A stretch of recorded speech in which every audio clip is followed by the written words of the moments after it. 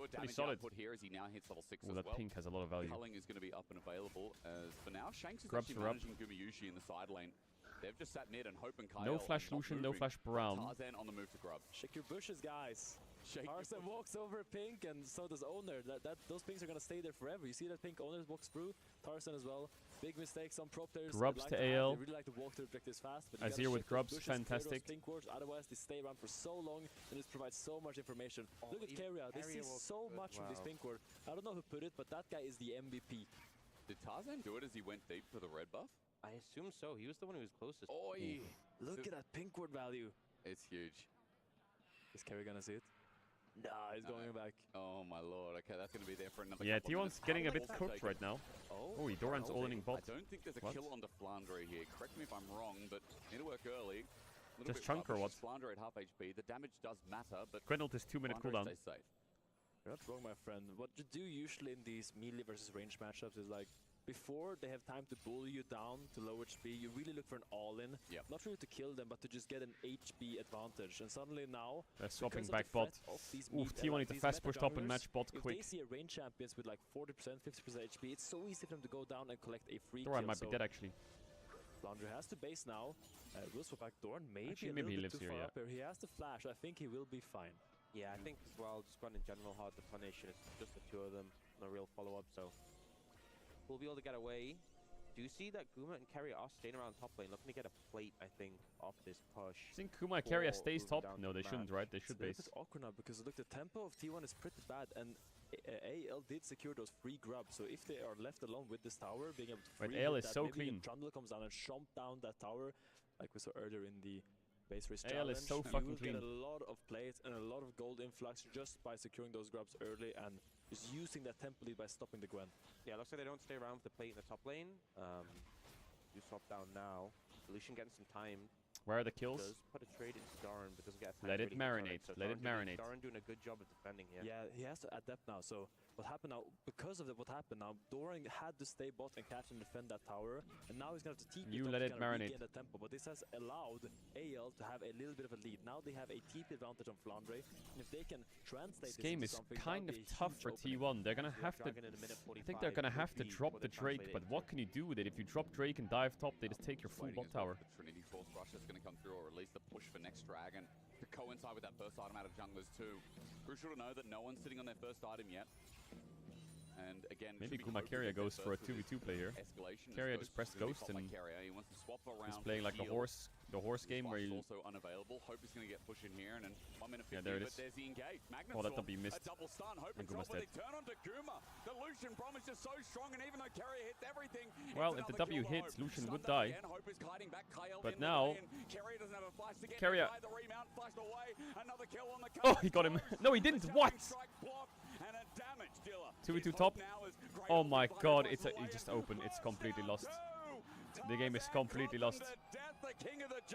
It's a stomp from AL. Huge team Absolute stomp. for AL on both sides of the map. The double kill for the bot lane, and then the double Absolute kill for the stomp. top side. AL coming up big on both I'm surprised they sides. went for that bot all in. And now Trundle is left alone hitting this tower with all those grubs. Probably will want to look for the base now as that dragon is spawning, but as we're gonna get back into replay, a lot of small things here that went really well for what happened in the top Legend. fight? I think a little bit ambitious by Keria. Oof, Lucian has Essence Reaver Zeal to serrate the That dirt. was the time for an all-in, but I think And Reactrix. the W from Jin went a little bit too wide, and that's why they weren't able to lock down Hope as well as they wanted.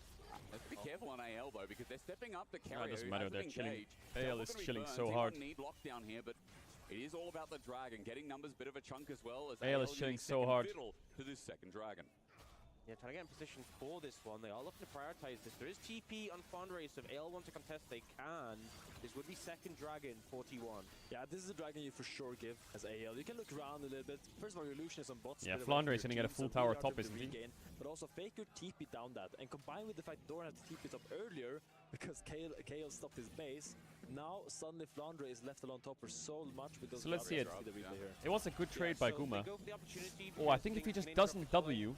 And the Braum and Breakables down, but the CC If he doesn't W, Lucian dies. And if he hits the W, Lucian dies.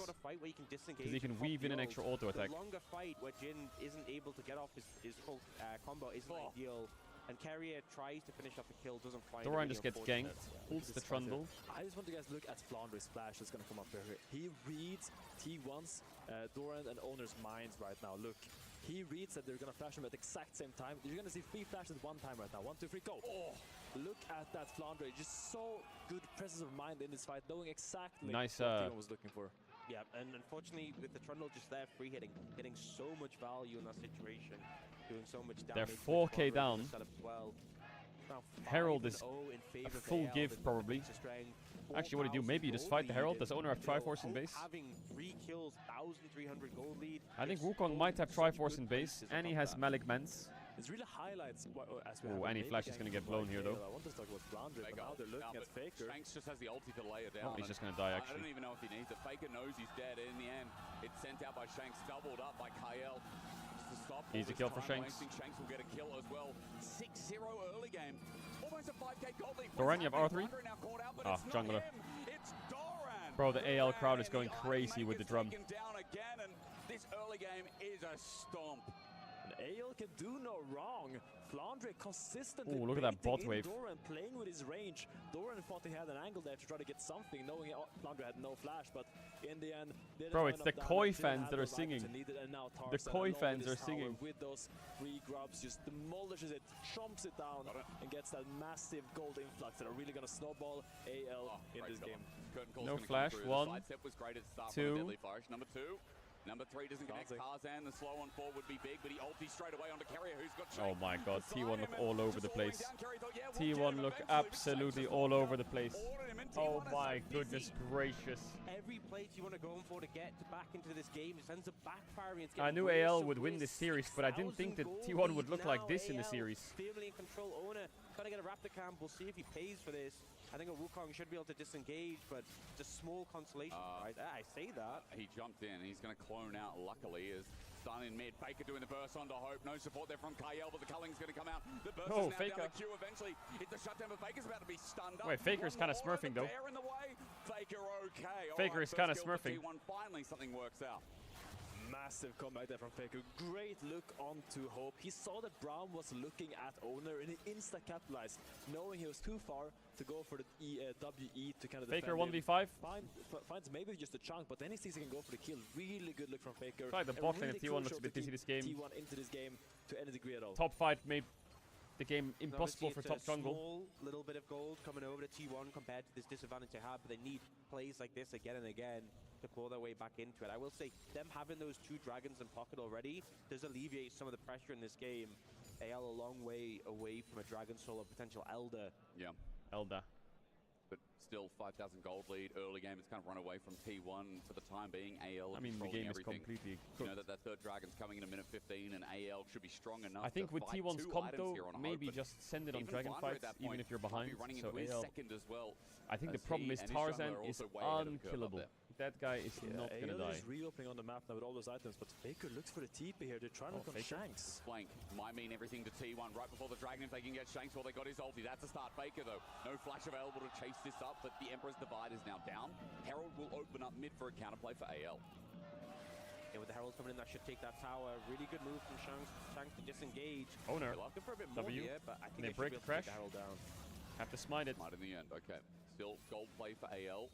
Remember, Shanks will not have his ulti for the dragon, so let's see if T1 can force 30 seconds. If they move to a 3rd dragon, maybe it's recoverable. Now we're going to see a complete Maybe map domination by AL. Faker I don't think so. has to catch top. I feel like if I'm T1, I would send it on this dragon fight and just fucking Jesus take the wheel. The problem is they don't have Gwen ult. I think AL looks like So they this wanna go fight for is bot pretty lane, impossible. but I struggle to see how T1 can contest this. Faker is dropping these top waves and he really wants to make something happen here, but Doran is basing, probably has his item, and No I just Grell don't see ult, an no avenue Gwen where ult. T1 can approach this river. But the game's so fucking doomed. Just Super flash hard in to and find a die. way in. Thoughts? You know, the vision's been choked out already. You're face jacking Okay, they're gonna slow it into down. a team with so Looked much like they were damage. posturing to send it. I think it's just not contestable. Andre, the Queen World's onto Faker. He stepped up to the wave. His flash is not available. Remember, he's got Tibbers. He'll drop it on Flandre's head. Oh, that ult from Braum was insane. Hope What a beautiful ult from Kyle. Number 4, and with that bot turret will go as well. Sequence of play is so clean, and anyone's legend are not slowing down. They're keeping the pace going as Kerry has to crash down. Ono's like, yeah, I'll look for an angle, but where is it? What's he gonna find? No one but Tarzan running right into his mind. There's Shanks, a level 13 Azir, chasing ready with the Ono is just dead or what? He has flash, but they have W. Flash comes through, subjugation in the end, but auto to death again.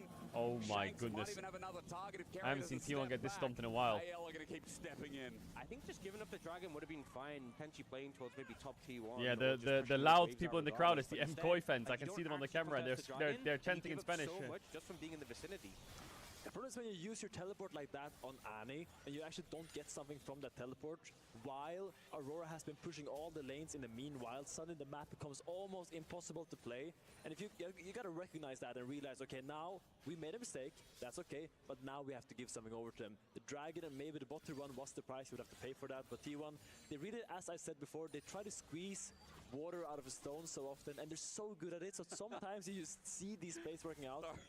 Or did you say water out of a stone? Yeah, like you squeeze the stone so much, you get all the water out of it. Is that another Swedish saying? No, that's not a Swedish saying. I think there's an English saying. I Oh, hope. is it? How much butter is there in a stone? Right. T1's comp is very flash heavy. Yeah, that's true. The Okay, thing at least is, one taken Aurora's away, really for mobile, AL. Lucian's really The play mobile, after really Azir's quite impacts mobile, deep, though, quite doesn't it? tanky, and It's an Trundle's 8,000 gold lead unkillable. at 90 minutes. T1's early game. 8,000 gold lead at 90 minutes. Is 3,500 gold Jesus. ahead of Ona. This Trundle is more than off to the races, you know. Yeah, now as T1, you really gotta get creative. You are 9 or 8k gold down. You need to look for avenues. It's either dropping top lane completely because they need to create a numbers advantage somehow. And if you need to create a numbers advantage while you're behind, top, that look means mid. dropping one wave. Are they just gonna Now, 5-man they an couldn't Atakan find or what? anything Here. AL plays very cautious. Is very T1 just comfortably, thinking and of now sending we're it on gonna see Atakan? AL see like, okay, our Azir is hitting this top tower. What if we drop They are every minion panicking. and We just can click look for Atakan anything until we the want. game ends? He just autos, and Doran has to step up. He's a melee carry. Shanks will probably wait for the next wave. Atakan and Baton. Yeah, T1 committed for 5 for a long time there. Teleport now burned from Caedrel. They're going to set up Atakan, and I don't know if there's anything T1 could do. The thing is, if you have bot lane push like AL has now, you can just pull the Atakan towards the bot lane. You see Hope trying to pull it down. Maybe we're not seeing the Atakan taken just yet, as TP is being TP and taken think mid. when. Kyle is a little deep, but he has Trundle next to him. Carry us over the wall. He's on Trundle. Guma is getting a bit cooked here, but nice stun. Shanks. Oh, Guma's flash was awful.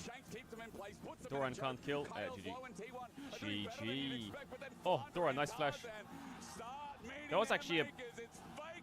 See what I mean by the Trundle's unkillable? Are they calling to end? Okay, back to Atakan, buddy. T1 think they found an advantage, but AL too strong. Tarzan too Guma's far flash ahead, and he was a bit cleans rough. up T1. But Azir, Lucian, and Braum were all 1 HP. I feel like T1 played that But it fight doesn't matter, so the Trundle well, just eats everyone. Despite them being so far down in gold, if that's not a 8k gold lead, I think that fight easily goes to T1. But as you say, the gold lead is just too fast and too strong. AL manages to clutch the fight. I mean, of course, as AL, when you are ahead, I mean, you're able to take it was an impossible fight. It's just to go next angle. Really good play by them, and gonna be rewarded with that kind of. I feel like it's just the Giga-fed Trundle running around, immortal, chomping everyone. Every time he gets a kill, he's back to full HP. There's just nothing T1 can do to kind Look of at his items, man. Look at his. How did Azir not die? Is Rylai's just that OP? Watch Azir. I think what was played really well was Guma and Kerry. never mind. Oh, not gonna get a Go right. Not going to, because it's just another kill, isn't it? Chasing Look at down Tarzan. Doran. What has he been able to do this game? Flandre's had his number in Trundle all is the so lane, OP. and then Tarzan has just been everywhere. Like, Yeah, I think for sure. I think he takes damage, by the way. Tarzan, I think T1 can actually kill him. I think he'll die, right? Yeah. Anytime now. Is AL going to try and end with Doran in 25-second death time? I mean, this is 22 such a minutes in. one-sided game. We This is came the in fastest game of hyping up this EWC. MSI rematch, but game 1 has been crazily one-sided.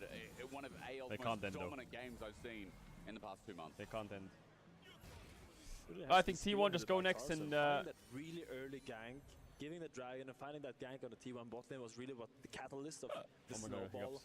I think that just gave him that extra little gold to kind of be able to take fights more freely, and in those 2v2 stops and those 2v2 bots, that's where just like everything just became so difficult for T1, and they have been making solid fundamental efforts to come back into the game, but AL is just not Who do they giving them play any against if they win openings this? If AL win this, they And go at to the this point, finals, a and they'll probably play 10,000 against goal G2. difference. T1 have 1 kill. It's Yeah. Gen.G versus G2 today as well. Yeah, After I this feel like series, at this Gen.G point, you're versus kinda G2, looking winner towards plays game AL if they win the series. So probably G2. I mean, here you probably like you have to In a- look in for a best of crazy 5 as well. anti-flank on a side lane, look for big But we flash also chippers like followed let's by say a big let's say man from T1 Caedrel. lose this I think series, those are okay? the only So the bracket avenues. looks You like have this. those bounties on top side. You see they're trying to send all those members Let's say into that, AL try to get wins at least one and tower, G2 get a wins. little bit of gold back, Yeah. and maybe get one crucial spike. that will Tomorrow, almost make one pick. there's a That's all best you of really 3 have right now. Those third place quick match. one-shot So that in the means back out. tomorrow But we it would does get seem like T1 open versus goal, I Gen.G think. best of 3 But for you're third right. place. Yeah, I Because mean, the this prize game pool you is need really luck of, big. and I think Third you place need actually is a significant a more than fourth series of place. mistakes And from then it's a AL, like one BO5 after mistake that best will of 3 start of the things, finals. but you need a series of mistakes really to get back into this one. I think Baron up in a minute 15. AL just need to choke the area out of vision, and then So tomorrow we'll it'd get be 2 easy series enough for them to regardless. take it, but if T1 contest So tomorrow, they both can just these take a teams will fight. play With tomorrow the state of still, T1's even if they base, win you or end the lose. game pretty easily. But T1 kind of hoping that if they get AL in the pit, that's their best chance of winning a fight. It's not a good chance, but that's their best chance. Just look at the inventories of AOs. They all bought their shoes from the same dealer. They are so aware of the only comeback mechanic that T1 has. It is that CC You know, chain. they bought It it. is They bought full merc 5 stacker. merc Yeah, treads. they bought it from Mundo's shoe shop. Oh my god. Tarzan is 4.5k gold up. Boris had a 5-for-1 deal on those merc refits. This shield is just so good. I mean, 4.5k gold lead as well. individually. A lot of people have just been saying it's such an impactful change that makes it so much better. And I guess the quality of life on those shoes already were. Guys, we're going through the motions. It's 11k gold lead still. That objective bounty was nice for T1, but AL are looking through another lane. There's an open. I mean, mid AL, lane, if they open crack top bot. tier 3, they can Top triple turret inhib, is right? not long for this world, and AL Just sourcing send it. multiple lanes right now as Doran tried to get some pressure bot. Owner was there covering as well, but AL are going to return to the scene of the crime and start hitting away. Blow T1's mind. Oh my god, that Baron is loud. Daring T1 to go on him. Carrot Hello, tries to Baron. bait out the Q flash, but Shanks just stands there, Look at him. daring him to go. Deadly Flourish not going to connect. Shanks, if he gets the tippers on his head, maybe there's something. Owner jumps in. Under KL's not going to work much. Inhibitor goes down. Goes from Carrier. Thinks about an engage off it, but not much. Pulled up. Flandre pokes from over the Oh, wall. Faker. There's Faker flashing onto Hope. Deadly Flourish as well. Oh, Found monster an play. angle. Lucian Owner might die into the actually, backline but is I great, think but they're all look dead anyway. at what Flandre just did. He blew your world wide open. And T1, that was the best you could do in game 1 as Faker's now caught between a weird Man, bunny if they weren't and a 12k bear. gold down, they Which probably would have aced him toy here. looks better here as, yes, I feel like AL are Faker's chunked, but that was the only best one spot really in that this T1 game. could come up with. Faker looking at TP out, should be able to get away, and I mean, they get a shutdown off the back of that, but I think AL will just head over to the Baron. T1's so far away, not going to be able to contest, and I mean, honestly, GG. considering the difference in terms of gold, that still didn't go too badly for T1, but it's still going to result in the Baron for AL, so... If they not weren't something they losing, can they do would too have been positively. winning. Oh, really? Yeah. Really was the best thing Good you one, could hope for. Caedrel. Find an isolated AD carry, look Shut at the up. flash tippers, try to get something. Doran's gonna look here, say hi to Flandre, try to snip him a little bit, but he's gonna have to Yeah, but disengage. Flandre is the one that says howdly doodly. Like, you don't need to worry about that. He doesn't care about Doran visiting his neighbor.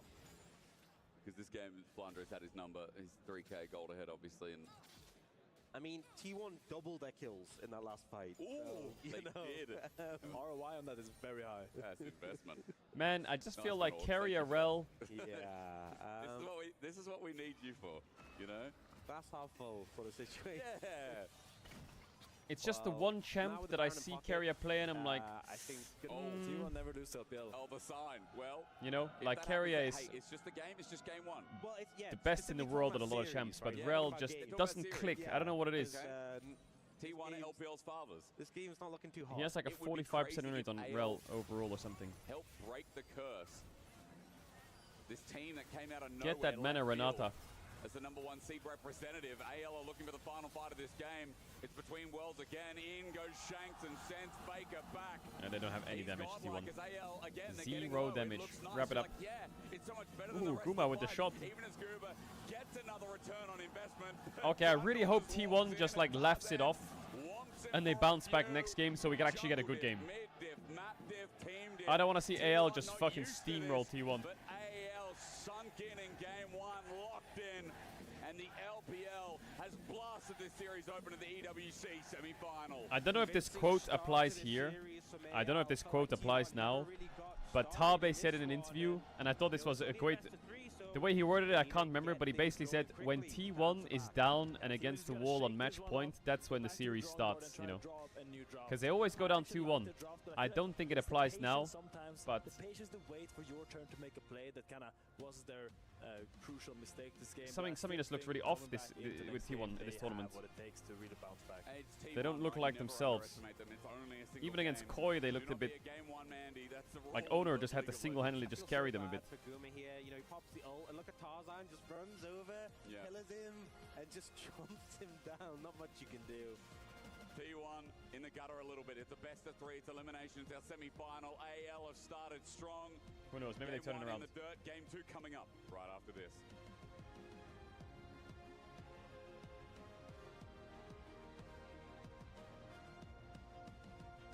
Maybe they turn it around.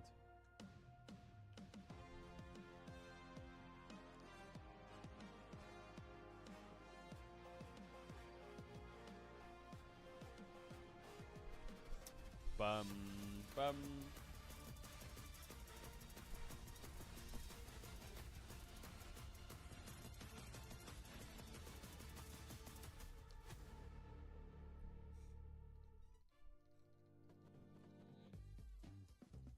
I think one change I like to... I feel like support Yeah, can fuck just that be roll. all over the map and not really lose anything. I think he has way too much insurance and you can make a lot of mistakes, and I feel like, yeah, you can kind of do whatever you want, so I would say support. 我希望下个版本就打野英雄多加强吧。 If I could make some changes to the current meta, I would probably buff AP Kog'Maw. It's something that's always fun to play, but it's a bit off meta. 개인적으로는 이제 요즘 리그 같은 경우에는 굉장히 팀적인 움직임이나 그런 플레이들이 굉장히 중시되도록 패치가 많이 됐었는데 앞으로는 이제 좀 개개인의 그런 역량도 좀 중요한 그런 패치가 있다면 플레이어들도 그런 패치가 있다면 플레이어들이 좋아하지 않을까 생각합니다. So he's saying Team One Nish is change I boring. would like to see in the next year would be, I was thinking about that they remove TP for a bit and see how it goes. I think it will be quite interesting. 我觉得中路的刺客可能需要加强一些吧，因为这版本可能中路刺客都非常弱，就显出来很难赢。 Next season in League, All I I'm would saying like the Q is times to be reduced. the evidence is right in front of you. What I mean by that is Caps and Knight had a 1v1 where for the first time in like a year, LeBlanc was picked. And the first time LeBlanc was picked in a year, their 1v1 was top of Reddit clipped. Because people were losing their mind. They were like, oh my god! Assassin versus Assassin mid lane fight. First game, boom, instantly clipped. Bro, you could have that every game. Akali, Silas, LeBlanc, Fizz, Zed, Echo, Aurora, bro. It would be nice to not have jungle changed, I guess. I mean, I don't really Sorry, mind because I I'm was used to yapping it, too but much. it basically changed like every single year. I would personally remove free boots from the game. It's very frustrating as a top laner that I have to run away from like Pantheon jungle and like Lee Sin jungle and these kind of junglers that just rush their item and then just cave my head in.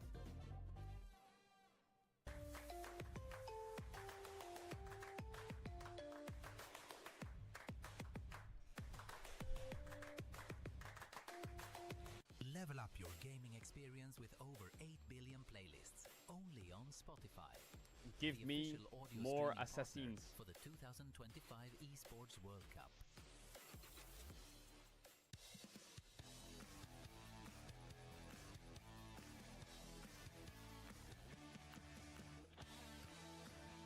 Okay, chat. Actually not the final time. This is probably the second to last time I'll say this. Lost Ratones versus Gam tonight at 4 to 5 p.m. CEST. Whenever EWC ends. Our first test against an international team. Will be fun. Now, I want to clarify a few things before people like run away with what happens. Gam is playing against us on the server on a server called Frankfurt server, which is obviously in Europe. So they're at a disadvantage based on ping. This is why the only team that we can scrim is Gam, because no other team wants to play on bad ping. However, Gam have said that they'd love to play. They always play on 70 ping because they play from Vietnam to Korea. So they don't mind at all. They say they play this in solo queue. This is like what they're used to. 70 ping is, for a pro player, really high. So we'll be on like 30 ping. They'll be on 70. So they're at a slight disadvantage. They said, I asked like 6 times. I was like, are you guys 100% sure you want to play on this ping? They were like, yeah, we play on this ping all the time. It's fine. We don't mind it. It's all good. We can do it. Let's do it. Let's go. We just want to play. This is kind of what we do in solo queue anyway. So big W GAM. This is why we can only play against GAM, and blessing to play against GAM. There's a few other teams that we were talking to, but the only server that is playable is Frankfurt server. The Turkish server is 120 ping. The Saudi server for us is 140 ping. The only middle ground is we have to play on 30-40, depending on where the boys are. And they have to play on 70. So big W. Big W. I don't know why, but apparently Saudi to Frankfurt, there is a super high I don't know how it works. There's like a super hyper optic fast cable line. But Saudi to Turkey is not as fiber optic-y or something. So it's actually, even though it's closer, it's higher ping. So they can play on the Frankfurt server, and then if we play on the Saudi server, we're also high ping. So I don't know what the fuck it is, but the only middle ground is the Frankfurt server that they play on. So yeah, big shout out to GAM. We're gonna play them tonight. Like I said, much love to GAM. Give them all your support on socials, and much love to them. But yeah, they're gonna be playing on 70 ping. Legends. 为什么？因为站在我上路的立场，现在其实经常要跟下路去换线嘛，所以感觉每一波线要想的东西都特别多吧，所以我反而觉得他中路其实没有上路要想的东西多吧。中路最难。Second question. Chinese solo queue is the most competitive solo queue in the world, either super server or normal server, but the most competitive in the world out of any solo queue. 不难，很简单。AO 现在是太强了 ，AGL 现在是太强了，很简单。因为我一直觉得，不管你在哪里打比赛嘛，就算我们现在回 LPL 打，也是不能够觉得自己已经特别强什么的，我们觉得是不能够轻视任何一个对手嘛，所以我会觉得，不管面对谁，我都会严阵以待吧。Third question. Yuumi should be removed from League of Legends. 我觉得比起猫咪更应该移除的是诺手，因为我非常讨厌这个英雄。猫咪没有操作可言，没有操作的英雄。Is Yuumi called Momi in Chinese? Games of League of Legends are won and lost in draft. 感觉阵容选的再好，也有可能会输啊。Momi means cat. 不可能是，你觉得？阵容选的再好是有概率会输，但是我觉得，如果你阵容选的不好，你就一定会输，大概率一定会输。但是你选的再好，也有概率输嘛。所以我觉得阵容还是打底。我觉得一半一半吧，一半一半，选手发挥跟那个阵容。但我觉得还是阵容更重要。就你选手你玩的再好，给你5个奇怪的英雄，你也很难去赢那些。一半一半，我是一半一半，我是一半一半。我是觉得。Flandre strikes me as a guy who's very wise. 但发挥也重要。Next question is: top laners who play ranged champions are annoying and unskilled. He just came off the back of an Aurora game. 不喜欢射手，我是站在中路的立场。在我上路的立场的话，当我选出来这种长手折磨人的英雄的时候，我必须得打出效果嘛。就是如果我选出来不能够恶心对面，或者说压不住对面，那一定是赢不了的。所以我觉得选出来就代表我有自信嘛。所以并没有说讨厌这个，我非常享受折磨对面这个选择。That's all. Thank you. 谢谢，谢谢。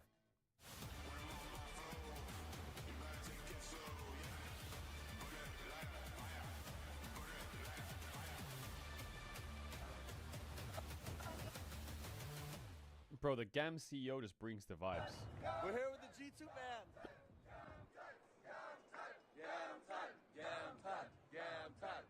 He's gotten the G2 fans to chant GAM time. Victory, the most lopsided victory so far here at the Esports He's that World guy. Cup. It is A pretty impressive performance by the LPL champions. AGAL one game away from the grand finals. Welcome back to the desk. Degon here alongside Valdez and Meteos to break down that last one. And we're going to be looking at it through one lens because it was very, very one-sided here, Meteos.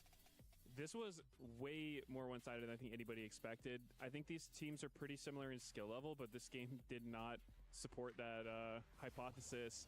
It seemed like this game didn't actually have to do with draft or really team fights or anything. It just, the early game went so bad for T1. They lost bot lane.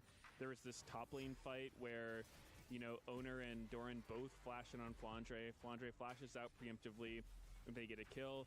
There's this fight bot lane where T1 goes for the all-in, doesn't quite get it, and just out of laning phase, T1 was so far behind. Not really what I expect. Usually you don't see T1 just getting clapped in all their lanes like this. Yeah, it doesn't really happen this way. I think that T1 sometimes can get into this mode where they're like, we're better than you, we can just outplay you and take these fights, and we're going to win them. They have that confidence, which helps them a lot, but sometimes, especially when AGAL are playing this well, which obviously they got they got their ankles broken in top lane, and then in bot lane, it was very close. We were talking about this, like maybe if the Jhin W hits, like maybe you kill the Lucian, but even then you're probably what like happened to your 80 plans? carries. It was just very thin fights that they were going for, and they lost every single one. Died. And AGAL just ran away with the game. Yeah, T1's not afraid of taking the hands diff coin flip, and it came up tails both times in both lanes. And after that, it was such a huge mountain to climb here on the bottom side of the map. Guma trying to get the trade, not able to, and then Hope just skirts away with the tiniest bit of health. Carrier trying to bait it on out on the rel, getting the flash, and look at that. Oh, just a big explosion. You're thinking, okay, maybe they got it. No, they didn't. Now on the top side of the map, what about the mod? There was a guy in chat called Caedrel's Plan. Doran tries to get on in there, expecting I don't know where he's gone. Be able to get in a rage and get a knock-up. Instead, the subjugate comes on Hysterics. in. We get to see the power of this Aurora. Why are you typing in the chat that you're surprised you casting? this tournament so far here, Meteos? Yeah, definitely. Before MSI, you know, just looking at regional playoffs, I didn't think Aurora was actually that strong, but she surprised me in a big way. She's been doing really well both mid and top lane, so that's been really cool to see. And one play that we didn't actually see here was the first gank by Tarzan on top lane.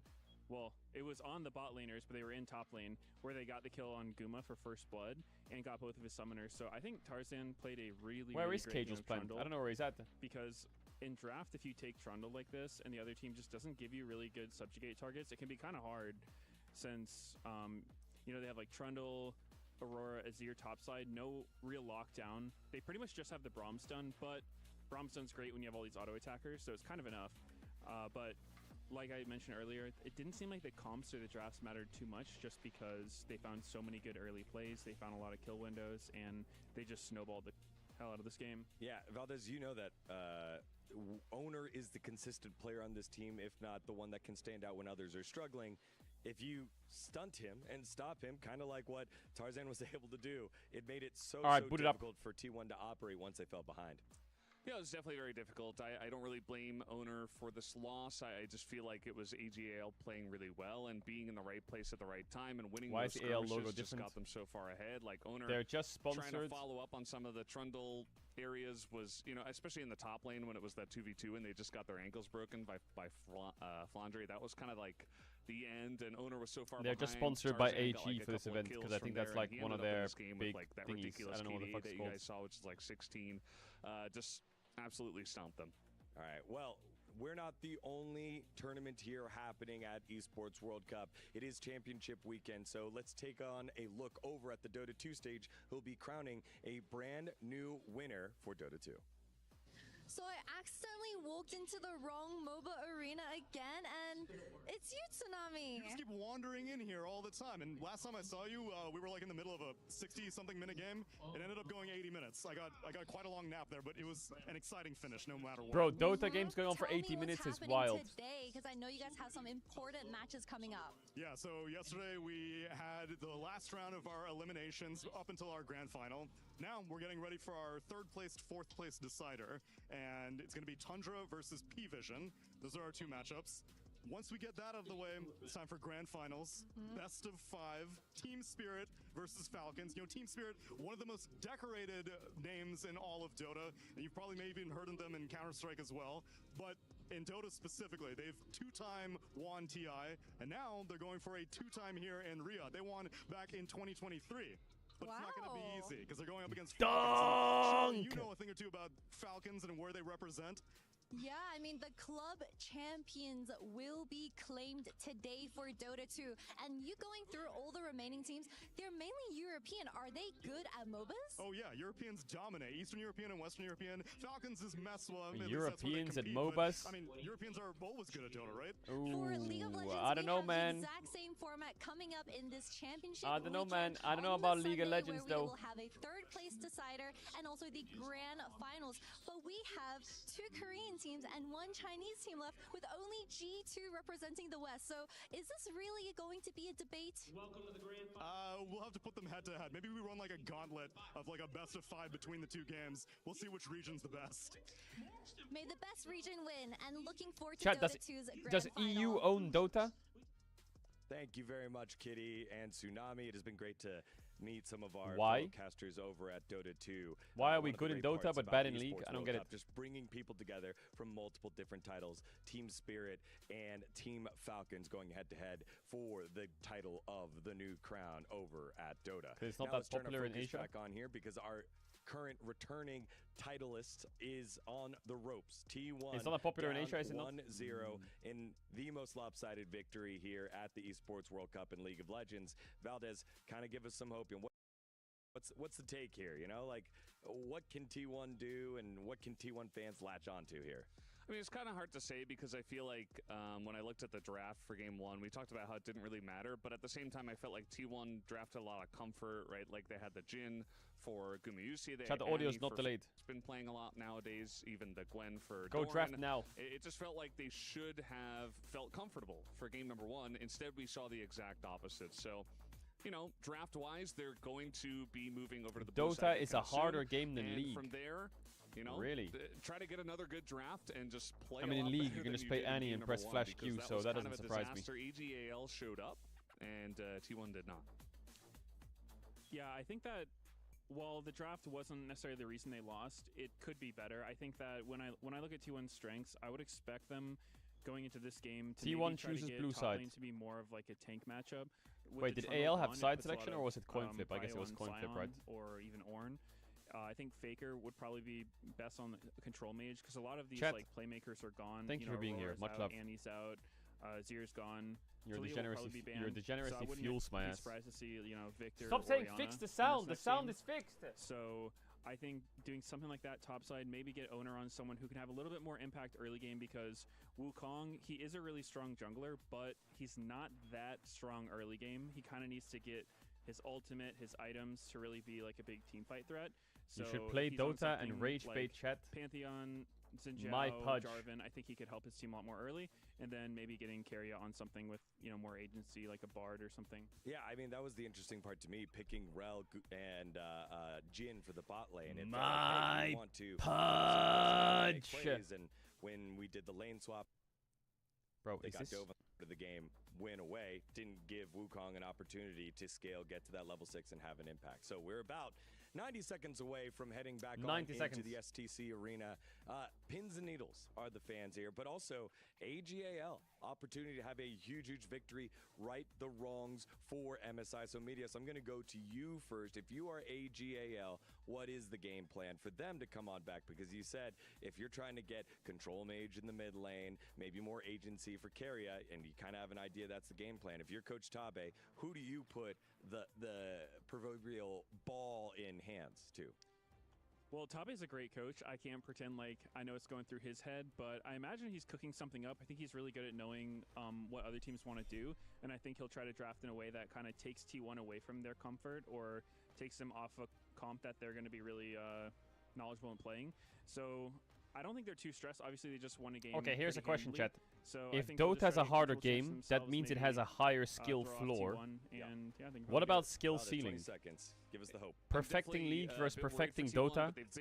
Is League being the best at League harder than being the best at Dota, or same? The one thing is that it's a best of 3, so that's rough. You're right up against the ropes right after game number 1. So you just gotta win it from here.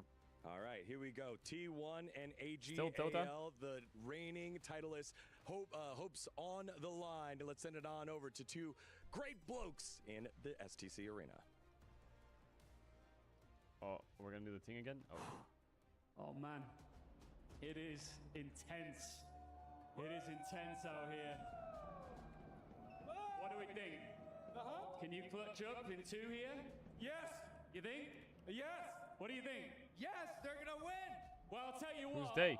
T1's chances of retaining their trophy here at EWC are in danger, and these fans think AGAL will win game 2. What do we think? Is it going to be AGAL?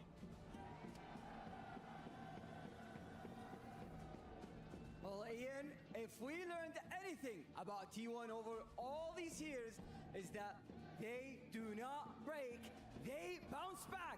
T1 fans, let them hear you! Fancy. MSI Revenge on the cards. A spot in the grand final of League of Legends at EWC. They won it. Let me hear you, fans of AGAL!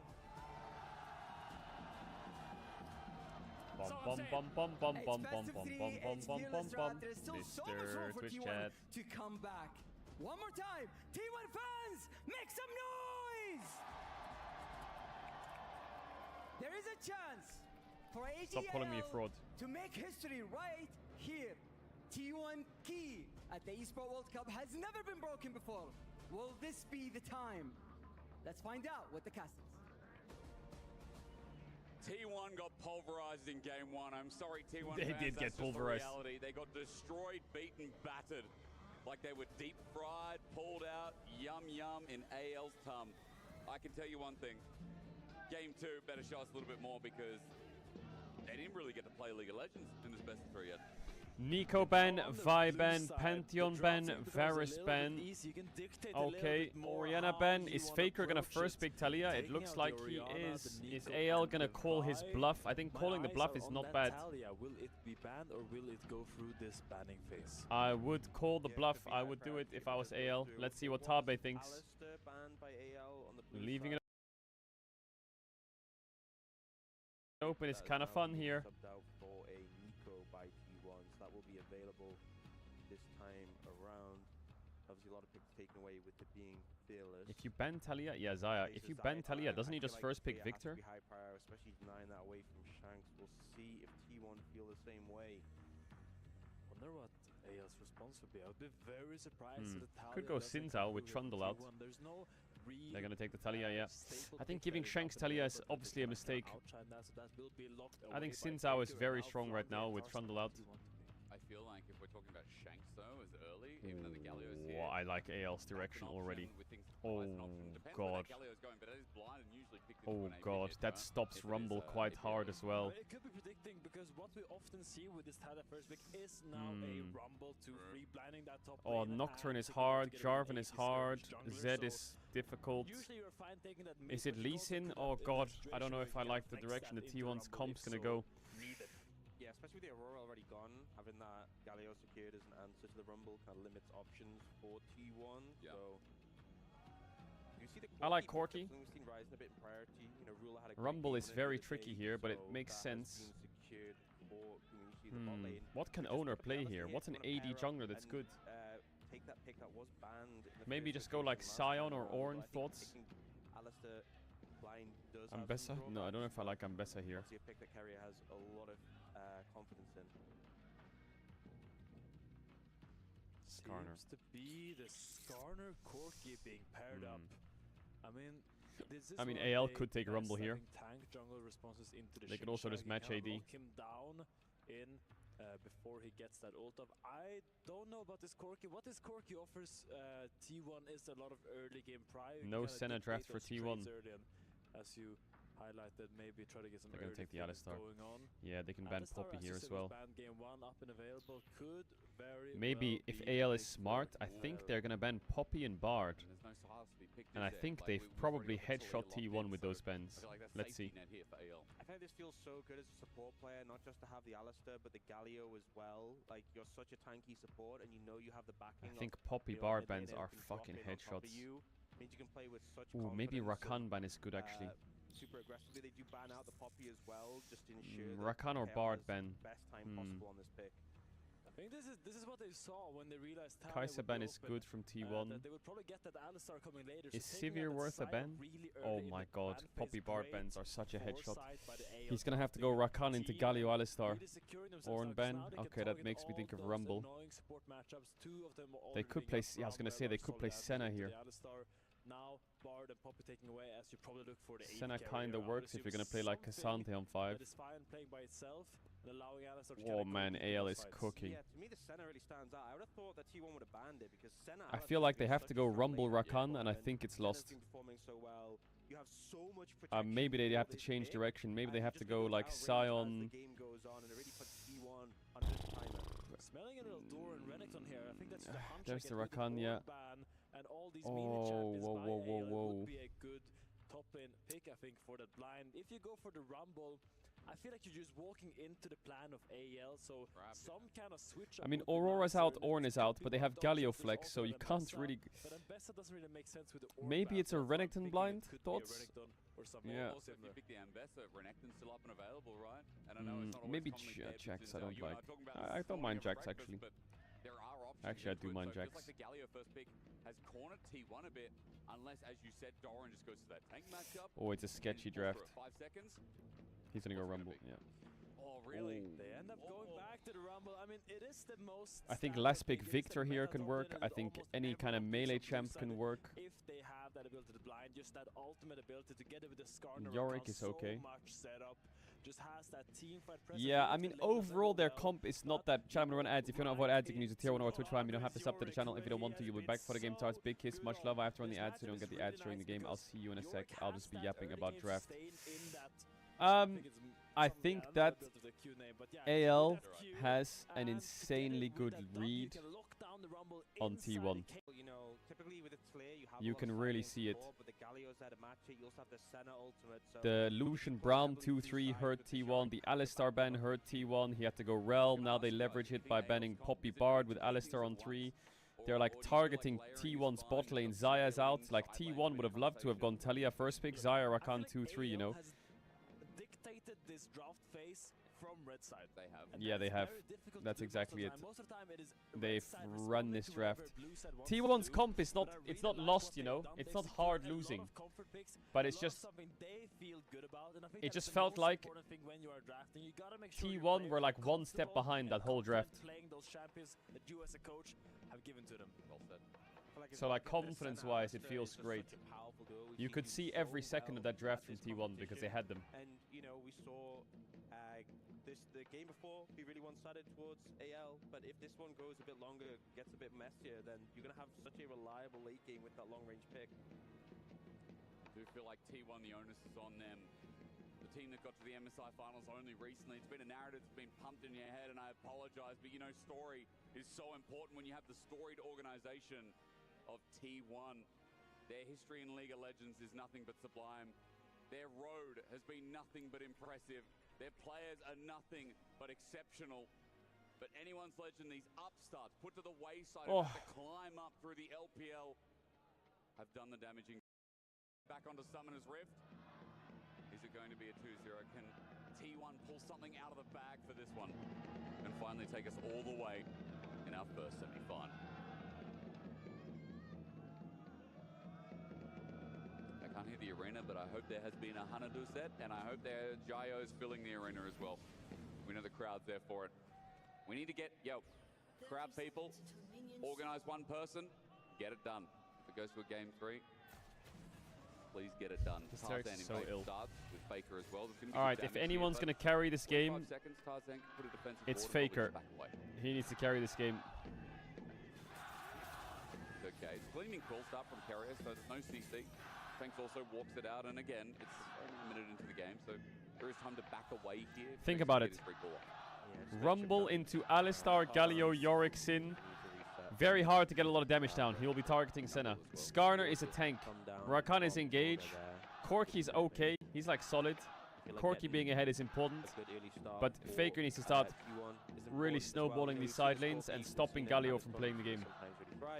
But if I was AL, I would be really cheeky this game. I don't know if Tarzan will do it, but like this into mid gank from bot side could be really dangerous. This could be really dangerous from AL. If Talia gets put behind this game, I think Yeah, I want to see T1 try to look for some early they can't subs, for punish these example. side I think lanes the at all. The sooner you get Rumble out of that matchup, when Look at his fucking Yorick pink gets a little astronaut bit Corki levels, skin. the better. When early game Rumble will have that control. Probably not level 1. Yorick's level 1 is very powerful with all that healing. I feel like Faker is so fucking locked in. That's when the Rumble Flame Spitter just starts. Whoa, like that trade, like look at the health bars. That's on the first wave. Really That's becomes insane about to that get on level Talia 6 Galio. When Yorick can start contesting, so much damage is just loaded into that Maiden. And usually, like when you ult as Yorick, some champions can like poke her down across multiple waves and eventually kill her. And when you kill her, she goes on cooldown. So that is really your goal when you play against Yorick when you ult. If you can kill his Maiden, it goes on a 2-minute cooldown, and that's a big power dip of him. So Rumble kind of struggles with that, I think. This is why I think this gank could have worked, because Talia has to play really far up, but he hasn't gone for it. Hell yeah, I just realized.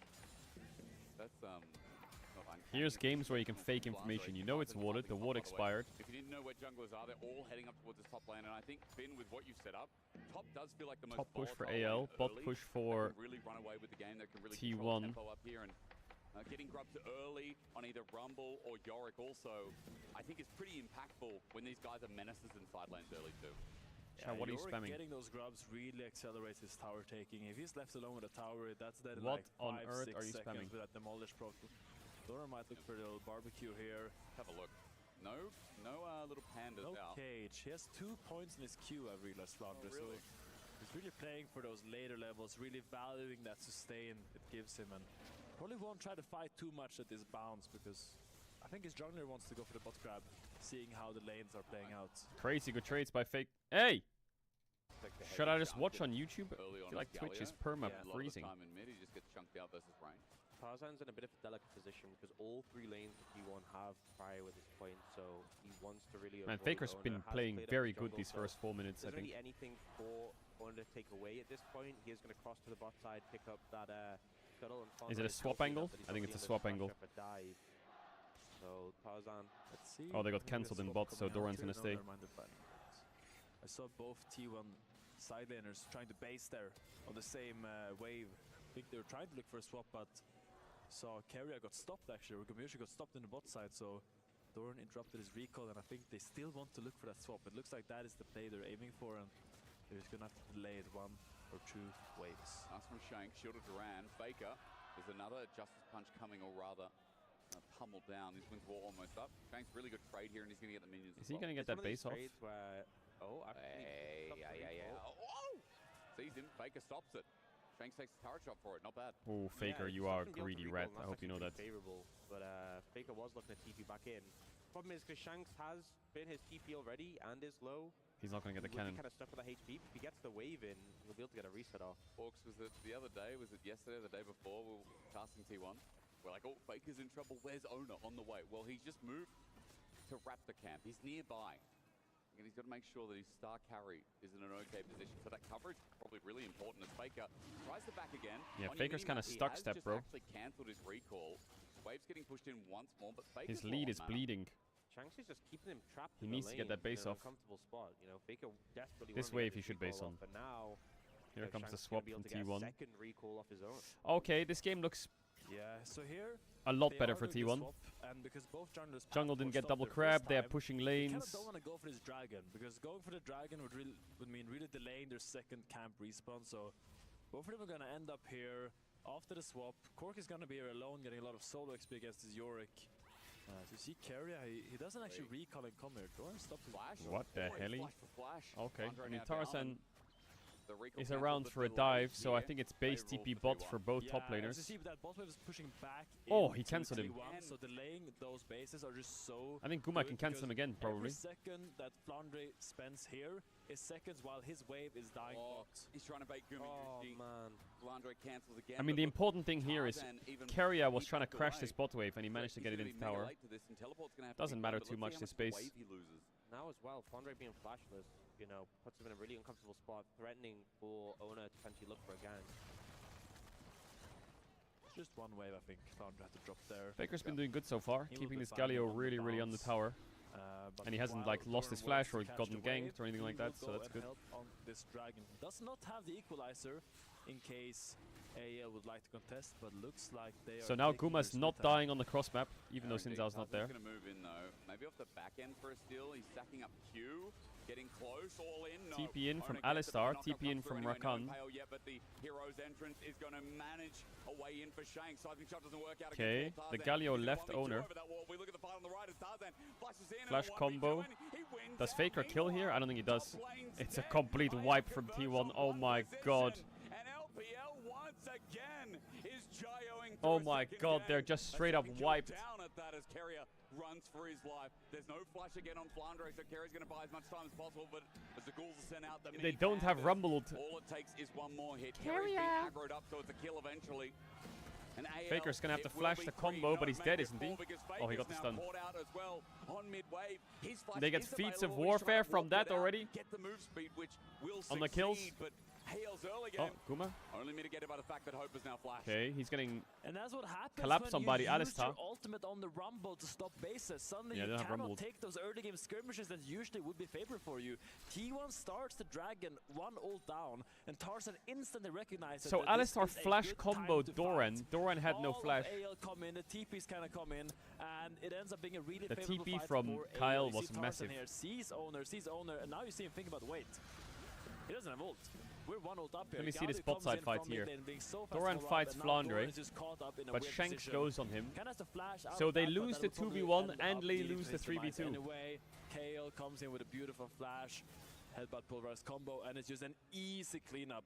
Wow, crazy from Tarzan. Such confidence going into that crazy from Tarzan to flash that wall. Just felt like they weren't ready for the contest. They weren't ready for the response, and for AL to just jump in and fight them on that dragon. And obviously the objective was already gone, but the kills go over to AL, and once again they're coming into this part of the game with a bit of a lead. 1,000 gold in favor of AL. So right T1 now. get 3 grubs. Does get picked over. Does get taken over by T1 though, so Dragon in pocket and 3 Void Grubs is a positive for them. Normally I watch Owner on Skarner run around the map ganking every lane. This game he's just been really quiet. So cool to start a Yorick game with triple grubs, or at least some part of it. So Flandre does get the double kill, but he doesn't have as much. It's gonna have to be a Guma carry, Faker, Guma, like. You take those trades though if you're AL at this stage. I'd be quite happy getting a few kills and a dragon and some flashes on Yorick. But Flandre being up in gold. I don't know how Rumble versus Yorick goes. I think Rumble should win. What is Doran doing? Is he gonna? He's gonna get a little bit chunked, but I'm guessing Rumble's supposed to win the lane, but then Yorick just outscales him and owns him on side lane, right? I was gonna ask you, Finn, in the 2v1, who do you favor here? Because it feels like free souls for Hope. But it also feels like Rumble through cannon. A range matchup feels a bit bad. Yes, he did get the cannon. Nice one. I think AL would really like to match these lanes just because I think he doesn't need to Rumble, but he might just Rumble. So much pressure onto the Rumble. So Dor being able to play here 1 versus 2 is ulting the wave. I think he's very happy about this. Good mismatch by T1 trying to really so there's good like news and bad news for this game. Tempo lead, ulting that wave. The good news for AL is Yorick is really far ahead, and Xin Zhao's quite strong. Oh my god, she's actually praying. The bad news for AL is Senna only has 16 stacks at 10 minutes. That's pretty fucking ass. She's not really involved in the game. The bad news for T1 is Rumble's really far behind. The good news is Corki's getting quite strong. And Talia's state is not that bad. Voda's owner on the side. Shank's good sidestep there is he's keeping up in CS with Faker in this lane. And constantly these Winds of War are getting better trades off, but Faker dodges that one away. It is the next dragon in minute 20 they're angling for. Is Keria predicting? Lens? Oi. Okay, Gleaming Cool not going to stop the back here. Faker might lose flash here. Sky is picked up nice and early for Tarzan here on this Xin Zhao. And I remember his Xin Zhao at MSI. I've seen Tarzan plenty of Xin Zhao throughout the years. Yeah, big jungle spike lead here from AL, sadly, owner stuck with Koma's belts. Yeah, just Guma has to taking his deal with the inventory Yorick. waiting. Gumiushi gets out of that cage. Maybe we can try to kill this Got the cannon. panda maiden that meows for some reason. You don't like it. I mean, it's a cat, crazy cat Lady Yorick skin, but because with the chroma, you just get the pandas, but they still meow. Carrier goes. He's caught dead. out. Or is he He's dead? got Yeah, no E. flash Oh, available. he He's got sidestepped the 5 Galio seconds E. on his Well flash. played. He's gonna battle dance away. Luckily, with the quickness, he gets the movement speed, but Carrier almost got punished. TP that from like a summer Dorat. while we look towards top, and Doran is I don't really think there's much to do here, but it's okay. I think Panda Flandre will probably Maiden is base gonna TP walk as well away. then. Look how many rats there are. Rumble Q does no damage to them. Does manage to connect onto Carrier. And another back cancelled. Look at the wave though, it's crashing. Go get your wave, Doran. Run from the pandas. I feel like that's something that playing the Rakan into Galio feels kind of bad. Way back in the day when Galio was played support, it was actually a pretty bad matchup for Rakan. So Yorick's not TPing, he's running back. Drake is up, Talia's hovering topside with Skarner. Very hard to avoid. Ooh, so this Yorick is going to be really hard to kill. He goes Triforce, he builds a bit of MR. Galio's building full MR. They have Rumble Talia. In one team fight, evade the threat, but otherwise definitely a little Kyle's bit here. dangerous for Carrier. Looking for a play here. Flandre did flash away at the start Great of the positioning by Kyle. Really nicely, and the Maiden's out as well. Look at the healing even after the Impale. I think Flandre might be cheering because he won't die. Owner with might have his to flash wife out by as well. his No. side. Kyle trying to buy Okay, time Kyle early in, top. pulverize I mean, the this bot away, loses and AL again, Drake, but the they one might keeps cook hitting. something. I see No. the meow in my eyes, and I see the meow in my ears, but T1, they're not going to step any far closer. So T1 gets second Drake for that. Oh, what is... Oh no, the AL get Drake. What am I saying? Skarner's top, sorry, my brain. Seeing the dragon being there. He's dead, isn't he? Flash combo. On a ward, Kale has flashed as well. Oh. And Owner's rejoined the fray. The but rats. Again, this 2v2 didn't work the first time. It The will bleed. not work again. Owner over the wall wants to throw Everyone it off, lives. but Kale too far away. There's flashes down and Nice cover. T1 It's crazy that they have to cover walk the away. top play I and they think in get the Drake. initial play, Kyle made a bit of a mistake because Doran had aggro and he did a combo on him when he could have just headbutted him back on the tower. True. And because he had the fitted ashes, he would have got aggro again even if he had left the tower. So I think Doran definitely should have died there. But T1 managed to get away without losing a member. Oh, so Tarzan is it was good eating so timing many camps. from the AL support to be there. But Owner I think got maybe enemy Krugs. a different execution could have definitely guaranteed them at least one kill. Lock it for Carrier. Definitely. Man, I feel like showing AL just read. awareness on the They map, read T1 thinking so about well. everything, and doesn't want to give T1 a single inch back into this game. They need some void steps Shanks early, I pushes think, out T1. bot lane. Looks like he wants to look for a recall, and maybe he stays actually. Let's see. Maybe he will find. They really need some a early little void bit of a steps. cheeky play on Faker here. Wants to stop his base. See if he can. Wins of War would get the range for that. But next objective, just Tarzan to losing walk camps, everyone are you towards confused? I said where Tarzan we're angling eating is that 1 minute camps. 25 for Herald up in topside. They have First double item's gonna be tier. across the board, and for Hope, that's always good news. Despite the fact he doesn't really have any souls in this game, 23 at 13. That's probably one of the lowest soul I wanna counts see we've some seen in fights. I wanna WC see some so far, fights. but I guess it's just also I don't wanna the just lane be assignments stomps. that T1 have opted for is Shanks. Nice trade. It's also when you swap against the Senna and you have like a Rumble. Rumble doesn't really have to walk up to clear the wave. Yeah, He can just stand and farm with E really far away, and then if they have a big wave they're stacking, just ult it. It becomes really hard for Senna to really farm any stacks on him, really delaying those spikes, thresholds that you really want to hit on the Senna.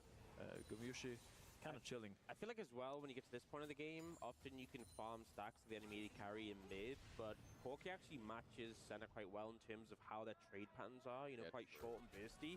So if you actually walk up to the Corki, you can take a heavy trade that you kind of want to avoid if he goes for that burst. So it's not as easy as in some other matchups where you just walk up. They're swapping the Rumble Galio. Because if you do that to Guma, he will punish you. I think as well, when we're talking about, you know, first items on the board, second on the way, Guma, the one who is actually leading in this game, thanks to the healthy CS lead that he's maintained. Hex Flash. He's the threat to watch out for. Look at that. You know, Manamune is soon to be on the way. Trinity Force in pocket, Herald up in 5. 5 seconds till the Herald. T1 are going to on the insta-start it. objective first. It's AL who have to walk in and make the play. It's a Triforce Corki, so it is a hard fight for AL. Midwave here. Gumiushi Having has Yorick in the priority fight would from help the a mid lot. lane. They will probably look to start it here with that push, but while Dorman's roaming down here, Shanks has already pushed the wave and kind of missed the timing there, and it's gonna be a long Ooh, they dance lost the around pink, this river and they're going to lose a ward. Try to get a little bit of vision back. Ooh, get AL those took a pink lot of wards in the bushes control and here. They have top try push. to get a little bit of lead. And they have Flandre Yorick now. TP Looks to instantly. TP in there. He wants to seal the deal. Oh, that's completely gone, isn't it? Started up for AL. As you said, Flandre coming in, puts pressure 8K. on T1's back. Carrier looking for an engage angle. Doran's coming in with Equalizer back up and available, but only level 10 here. Wave getting pushed by AL, thanks to Hope, as AL group up as Talia ult. Weavers all coming in as well. The poke begins Owner to comboed. in, but the center ult lines This down, fight and is kind of cooked for AL are T1, gonna I take think. themselves a burning hot as Yeah, Carry Carry jumps in, but he's is there looking damage? over the impale, though, not too bad, but Is there any bringing in damage? Maybe not. Maybe T1 Nice just have to sidestep. abandon with a Good Herald shove. down, a flick back, Yorick brings the unkillable. fight into The its rats. second phase. It's Guma's Faker who's frontlining. with Owner getting away with the flick of health, Doran but has Herald's no gonna be down flash. straight away. A wall Taunt. around Doran Q with onto a Hope. shield of Durant. It's a 2 shield of kills. Doran. Guma has He will W. not pass. Guma Shield of tagged out. Doran. Tarzan zoned away, but the range is immense. AL just keep going forward, and T1 keep losing. Yeah, I think. AL playing around their cooldown so well to get the edge in that fight. Will use the Herald on top of that to get the mid-tier 1, getting everything they want and more from I that think fight. T1's fucked. And this is the first team from the LPL really showing why they are so respected in the region with great team fighting. The only Really person well who has poised damage is Guma. The fights Rumble that they is take. They were all useless. so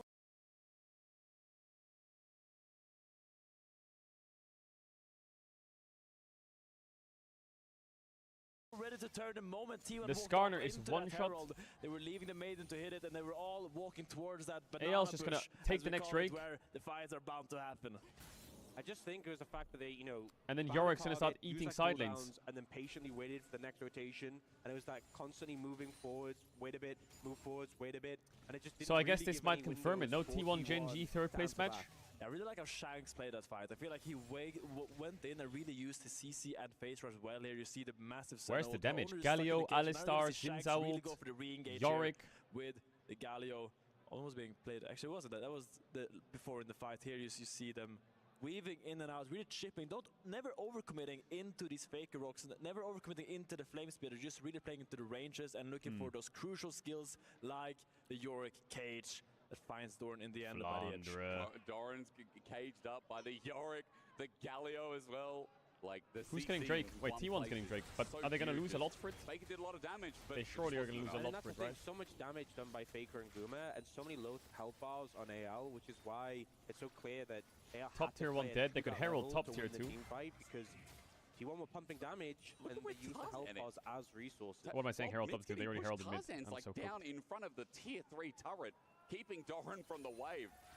I mean, it's another Tarzan masterclass, just like game 1 on the Trundle. Hey! Game 2, I have seen this since out before. There is a reason I corrected that myself Tarzan is the insta. best jungler in the LPL, that this guy has consistently remained in a top 3 conversation. This guy consistently is a hot prospect whenever he is between teams. I also really want to play Is Tarzan balanced? Flandre. I feel like he's had such a good series. That game 1 Aurora Flash, those mechanical prowess that I feel like people can say that Flandre is more like this tank player. He doesn't really play the carries, so doesn't have that high mechanical skill. I feel like he shut those people up this series, really showing why he's so Big damage from respected Talia. in Asia and as a top laner in general. And I think on his signature Yorick, that is becoming one of his staples. I feel like he's showing great presence in this game and is going to be a menace on that side lane. Yeah. Moving on. Second item almost on the way. That's going to be Hysterics Cage by the look of it as well. Unless we do go for a Hull Breaker second pin. I think maybe a Shojin is quite common here as well. Okay. Because that spell damage increase really works well with your ghouls that jump. Like you land the E, you Q the minions, and then when they jump, you get that increased damage, and just really facilitates your DPS on the side lane. You can also go for the Sterax if you really want to hone in on the team fights, make sure you don't die. But I think most of the time we see that Shojin come in. I think both solo lanes for T1 need to start building Void Sticks ASAP. Competitive staple. AL, I mean, the good news for T1 is they have 2 Drakes to 1, so they can stall this game out. The bad news is, I feel like AL scaling is pretty fucking good. I feel like Yorick Senna with a Galio Alistar Sin, they're scaling really well. For the next Dragon, next Atakan, or rather only Atakan. So Actually, T1 no get Atakan time, sharp, but it's just a control ward, so probably sitting AL on loves max time. components. Someone who mentioned there's a lot of vision control. Like, towards that Skarner top side Rumble by does T1, not kill whereas, Yorick on side lane. We do see El He just kills them moving both. over. But I feel like this is one of these things when the game is in this sort of position. If they don't establish T1 have been vision doing there, too if many T1 see a interviews in window, English. They are a team who would jump on an It's true. opportunity just to start They've up been speaking an too much objective when they English. feel like the game is pulling away from them. So immediately AL objective is there. They move over. Notice they have a lack of vision in this area. Shanks, I mean Faker just weaving behind lanes. He opened bot there, looked if Yorick was going to overextend, and he was around mid, looking on mid wave. Now finally catches the wave. Really using Natalia, as we know, like she's so fast on the map and she can really join anywhere action happens. So that's really what he's got to do in these stages, Faker. You got to just weave around when you have some downtime. Hang on, Cage is up as well, and Doran kept in it for a little bit with the Maiden up. Doran is getting This boxed doesn't around. look. Flandre is looking for the solo kill with Flash. It's easy. This doesn't look Boom playable. on the head. That does not look playable. It's completely over this game. Finds a solo kill. It's Nothing completely Doran over can this do. game. Ult doesn't even go off. and Flandre now runs the this shit. Is going to be forfeit as well. This side lane proven to be a problem for G1. Flandre having a monster series today, just really showing why he should be respected in that paragon. I think AL should start the Herald. Right now. The Herald, the Atakan. That he always finds so much success. Mid-wave in the top side. Flandre has still. TP. He's so broken. He has so much bot tempo. Why it's so scary to play against the Yorick when you're playing a champion without a dash? True. Because when you get stuck in that cage, you gotta flash out or you're gonna eat a barrage. There it is. Shojin into TP at the start. Great start. And now because of that as well, TP advantage. Guma doesn't have Mura mana. Doran's level 12. TP in from Doran. Combo onto Owner. It's all about the top lane push, but Owner, does he have flash or is he just insta dead? You can see that Shanks is just going to layer on with Equalizer down. A lot of damage onto Kyle, but Owner's dead. Doran pushed back. Kyle is the only low member, and Flandre zones off Faker. Shanks with the Winds of War. It's a 3-man. Kyle is still low. Ooh, AL's really low here. I feel like, do they have any chase potential? A bit of damage, but is it enough? With the Weaver's Wall, Faker wants to re-engage, but there's a flash on Senna. Knock up onto Galio. Flash out from Shanks is good. They're finishing Atakan. Uh-oh. Oh my god, AL is bodying them. Right there is going to be no T1 at EWC. Beautiful patience by AL, killing AL is bodying them. Stops the chase, instantly turns into the Atakan, knowing the smite is gone, forcing T1 to all kind of scramble. This game is and rush to try completely to over. get It's a into that 5k pit, gold lead. The They have Atakan, they outscale. Crucial advantage, getting the Atakan just by the AL versus G2 finals in EWC. Shanks together. Shanks is buying so much time for his team and still somehow doesn't go down. Gumayusi was pumping damage throughout that fight and still unable to find the kills the team needs. So big boon over to AL there. They get a reward for Flandre's solo kill, gave them the control. Man, sometimes I look at Talias and I'm like, wow, Dragon spawning up in 10 seconds. you're doing fucking 0 damage. Full beefy tanks. Look at the inventories of AL. Everyone is hitting their second item spike. Meanwhile, T1 is hitting on one end components. It's a difficult. Oh, what a route! What a route! Faker caught up, but for now it's Kyle okay. doesn't have ult up yet. He needs to be careful. Just came up now, very late, but he lives. Owner can't move. The Yorik's just eating everyone in this fight. Oh, that backstep was clean. How many kills did T1 get this series? T1 are dying, and anyone's legend are rising to the throne. Flandre and AL are dancing on T1. Have you seen his movements? The sidesteps on the shoves. Yeah, the backstep was crazy. He puts out so much damage in these fights, and they use everything into Kale, but burning his ult and getting out. It just seems like T1 ran out of gas. The amount of time Man, I can't praise Tabe enough. Like, I loved that draft from AL. The way it went, the way they just read T1 like a book. And like that draft was such a masterclass. Obviously the gameplay is great. Flandre Yorick, I feel like, is always something you have to be really careful for. It was one But game that was a statement. I feel like even both drafts, I feel like he had right now from anyone's T1 yeah, look at Kale. read like an absolute book. Gets out of the Skarner ult, and now suddenly T1 Look at this backstep from Flandre. Look at Flandre right now. He's just left Watch this. only one bonk on the head, and now this little cute sidestep, boom! What? So You saw that? Slick. Gets the chase, and with it Atakan slow AoE, it's just an easy chase down for AL and the dragon to follow. It was like seamless. Oh, it does end up going down. Kale goes in on low HP, helps to finish off, but I just think the use of some of these cooldowns, the CC, the cage, and like Tarzan with the wind become lightning. Wait, they have like, you see that down there? Do they have like all the champion portraits printed out and they just like move it around? Once more, Gumayusi pumping damage, most damage in that team fight. But Wait, once that's more, fucking cool as hell. Unable to find the kills, the damage is there, but it's just not enough. The coordination's not enough to finish off targets. That's cool as fuck. T1 really needs to find a Who engage cut multiple all those members, portraits layering out? That all looks those like a AoE fucking spells, crossword. the Rumble ult onto the Skarner ult with a Rakan. I feel like they're trying to find these big engages, but AL really like Oh, it's all magnetic. I feel like the problem as well is the value. I was from the thinking it center, was that paper healing and that you would keeps lose coming them. in is just gonna.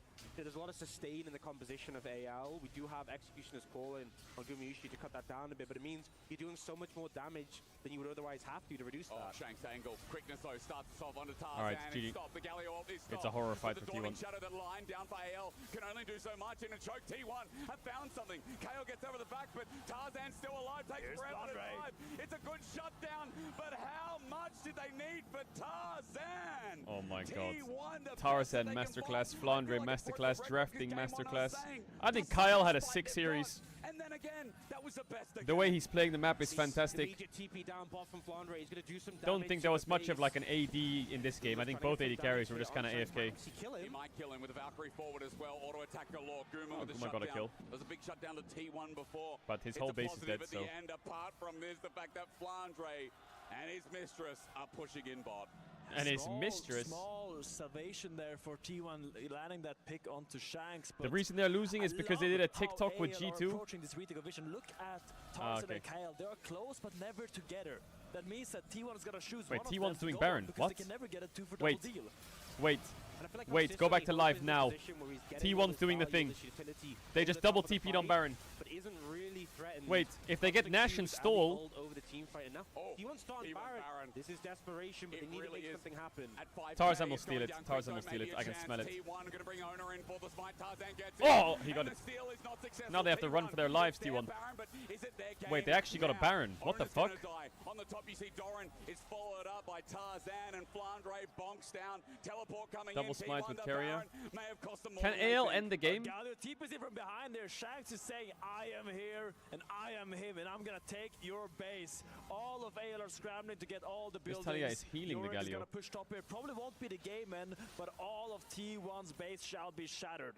That's the thing, they're just letting the Galio keep pressure mid. It's really hard for T1 to punish Shanks. In the meantime, the rest of them will just push through top. If they get triple inhib, the game is basically over. They'll take this Yeah, they can't go more, I think. This TP is a bit too much. I think can't go more. Continue playing here, or at least one of them wants. It's an Alistar with TP, so that's where he's gonna walk out. Yeah, respawn timers coming in. Drake in They won't get the triple 120. inhib for now. The Baron is secured. And I think T1 have to be happy with what they got away with there. The game is in a dire spot still. Oh, Carrier, no. What can you get? Carrier bopped on. Ooh, he charmed the Alistar W. Carrier alive for now. It's a Do they have damage? Does anyone die here? I just feel. Oh, the Rumble ult is sick, but I just don't think there's damage. Doran has stopwatch? No, he doesn't. Oh, wait, Sinzau's dead. Wait, but it's Yorick that's the big problem. Oh, Kuma! Oh, Kuma's going crazy! Kuma's going crazy on the back! Oh, he kited it. No flash on Flandre. Just doesn't care. T1, 3 members that low. Oh, Faker! Oh my god, Kuma's gotten like 5k gold. Oh, look at Shanks. W, is he gonna W? Ow! Wait, I think T1 can all base and run to Drake. Oh my god, Kuma went from a crit cloak to an infinity edge. Kuma's 3.3k gold up. What the fuck is happening? Just watch him. Carrier This is the kind of series I wanted. I wanted some back and forth. Finally, some life. Gets a CC, but throughout Guma, Yo, go back to live, man. Go back to live. Ensuring he is finishing off target. Tarzan a bit too deep. How did he get so deep? Did he get pincered by owner? He did, right? Oh, he W's onto Doran and he gets pincered here, I think. Oh, the shove. It's the shove into the pincer, yeah. So T1 get the Drake. T1 are on soul points. They just got another objective bounty. Guma has a 3k gold lead. They're gonna get bot tier 1. They still have Baron. They just got 1k shutdowns galore. What the hell? I didn't get bot tier 1. Don't look at Doran's score or his gold diff. I don't know if it's gonna matter. Let's see. And they actually secured the dragon as well, which is going to be soul point in 5 minutes. Bro, Tabe must be so mad. This game was so fucking won. Because the fact it's proving results now is huge. When there's a 3k gold lead on Guma, when he's backed up against the wall. I mean, he's 5-1 and 2. 3k gold lead on him alone. He's nearly full build. Everything is on his back this game. He has said, I am not willing to lose this series. Not yet. And T1 really relying on him Not to do everything today. in this game. They have the CC on the rest of the members. You can see Faker doing work, setting that up. He does have I mean, the Faker got a Rabadon. Skuma got an IE. The thing that I'm concerned about is like, I think Yorick can just say, you know what, guys? Adaptation I'm not by grouping. Doran going for the Sonya And does that win them the game? Because I think the only one who can kill Yorick is Corki. That the enemies might hit while Gumayushi gets his damage out. Anything here to kind of give Gumayushi that space in teamfights that he needs to get damage onto the AL frontline. Like right now he can't really side lane because bot lane's already dead. Approaching 4 items on all the front lines. Like the Senna is a bit weak, I will say. T1 found a way. They did it once, they can do it again. For AL, this game's not in the bag, and T1 are unrelenting. Tarzan trying to take away what he can. Ona does get the blue buff though for his entire team. So T1 have got no mana Baron reserves, for but 2 there's minutes. No objective for 2 minutes. This game is going to go mega late. I feel like if Senna gets one more item, I think T1's cooked. Yeah, I mean, that's the thing, is that this next dragon, you know, it's not even going to be soul for AL, it's going to be soul point. It could be the soul for T1 share. It's a while away. There is the Baron in a minute 45. About that time, What is we are Guma gonna building have last? the Is he inhibitors building like a back shield up bow? for T1 by then as well, so they've managed to stall Does he have out. 6 Considering items? How bad No the way, he state has of the 6 game items in is base, and right? was before. They bought a lot of time, and they've really clawed things back to a good Maybe degree. RFC They're is not out good, of the I woods think. Yet, but He sold it and they've bought a BF managed store, he's to- going to BT. buy a lot Okay. of time that they didn't have before. It's T1 and all their fans take a deep breath. Or maybe a GA, but probably a BF Get store. back into the BT, game. sorry. AL setting up the map. As you see, Tarzan and Kayle are always in proximity, but never on top of each other. Kayle gets a little bit chunked. Doesn't Maybe this is matter. an avenue for T1 to get back There's some still of 1 that minute on vision Baron, that he can AL set base. Would have been nice if they could Problem get is, their AL's ult gonna have to there, back Finn, I up here. Because KO without Oh. ult would be big, but Faker maybe now going to do it. Separated is Tarzan. All it takes is a shove back, a pick. Tarzan has pulled out the Crescent Guard, but it's turning into an engage. Faker no KO flash. just rips Guma's him taunted. asunder. If Shield Guma to dies. Duran, taken away, but Hope's got the If Guma range. dies, Meanwhile, Hope AL flashed on gonna him. fight down Guma here, dead. but Andre GG. They just doesn't lost the mind game. at Bye bye. all. I look at AL, Wow, still that's a finding really the sad fight, way and to lose. T1 That's so crazy. overly ambitious. Wait, what happened to Guma? How did he die? Saw a way back into the game. How did Guma die? Anyone's legend turn on a whim. If you want to fight them in the mud, they made the pit. They just like They thought they had went an in and angle, then but AL that's it. answered back. They That's shut how it down ends. Guma, and with that, they Really? shut down T1's hopes in the tournament. Inhibitors at the very least, Finn. I think the death timers are Wow. too long. Yeah, and AL So is T1 gonna in this get whole the series had revenge one from the fight side. They're gonna get the things in them. that was taken from them in the global stage as they look for the base. And that's it. Best served at EWC, isn't it? The MSI rivals of T1 have been silenced, and the title defenders will not return. That was gonna go into a tense late game. They just ulted in and died. Anyone's Legend first international grand finals. Anyone's Legend, Lila. Laila! What a performance. Laila! What a performance. Hell yeah, honestly, from Shanks. all the members of AL. Okay, They just woke up today and they chose violence. Especially, I think, Flandre and Tarzan. Both of the games. Wow. I mean, also T1 Hope got and like, Kayle that both in the let's game be one, that real, 2v2 was T1 so got bodied. clutch, but I feel like they're just They had a so couple moments where offbeat AL in these accidentally skirmishes. I ended. think they just played better And that was their way Yeah, back I mean, in, the but thing like, is, those moments where you holy saw shit. signs of that T1 Oh, look at Tabe you know, smile. but AL, they were He's just smiling a like this, level you above, motherfuckers and I almost feel like we cost me the most obviously saw free win great ever, you performance fuck. from Good this job, team at Tarzan, good MSI, at you but we're motherfuckers. quite able to get over the finish line against T1, against Gen G. They've leveled up. They've said, we wanted revenge, we wanted to go further, we wanted to go to the finals and challenge whoever we meet there. Wait, what did he just throw? Huge win for them, and especially the way in which they delivered it against T1, the team who so often have good odds against the LPL, who previously won the EWC, now sent home. The Panda? And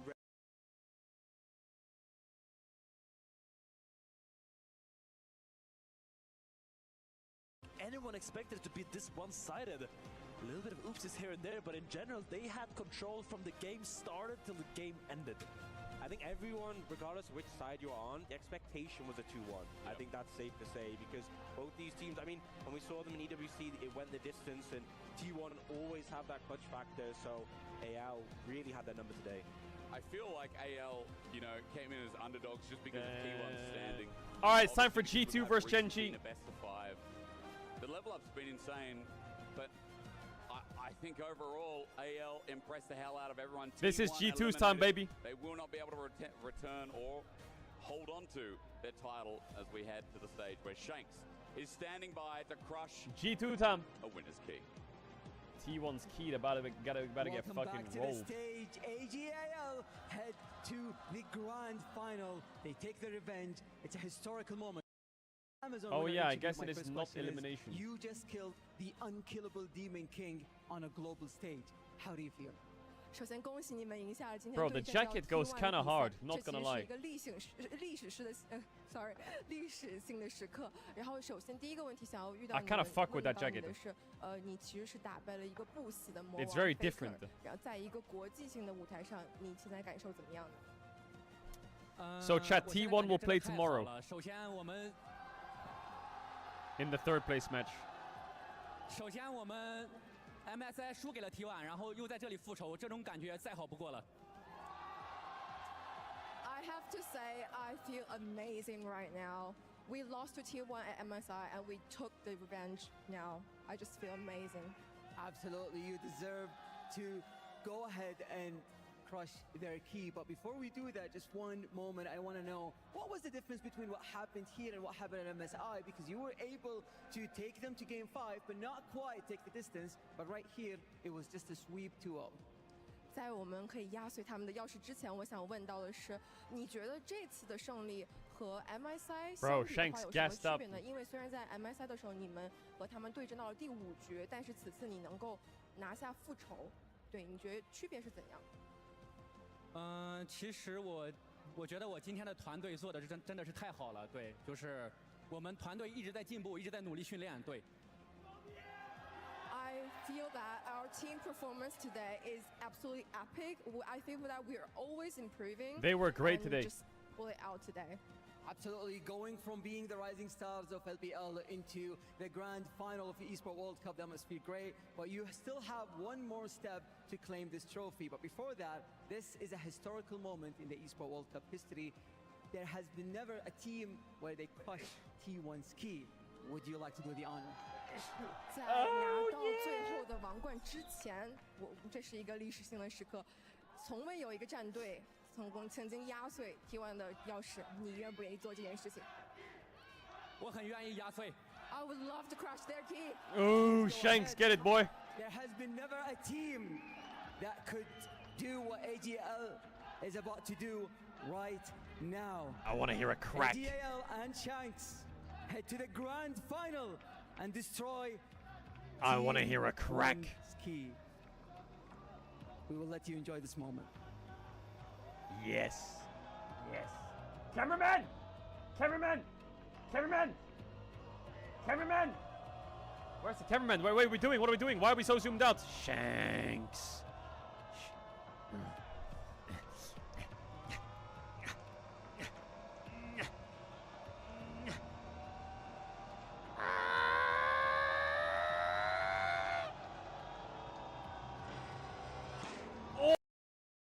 Oh, headshot! What the fuck? That shit fucking broke! What the hell? That shit fucking snapped!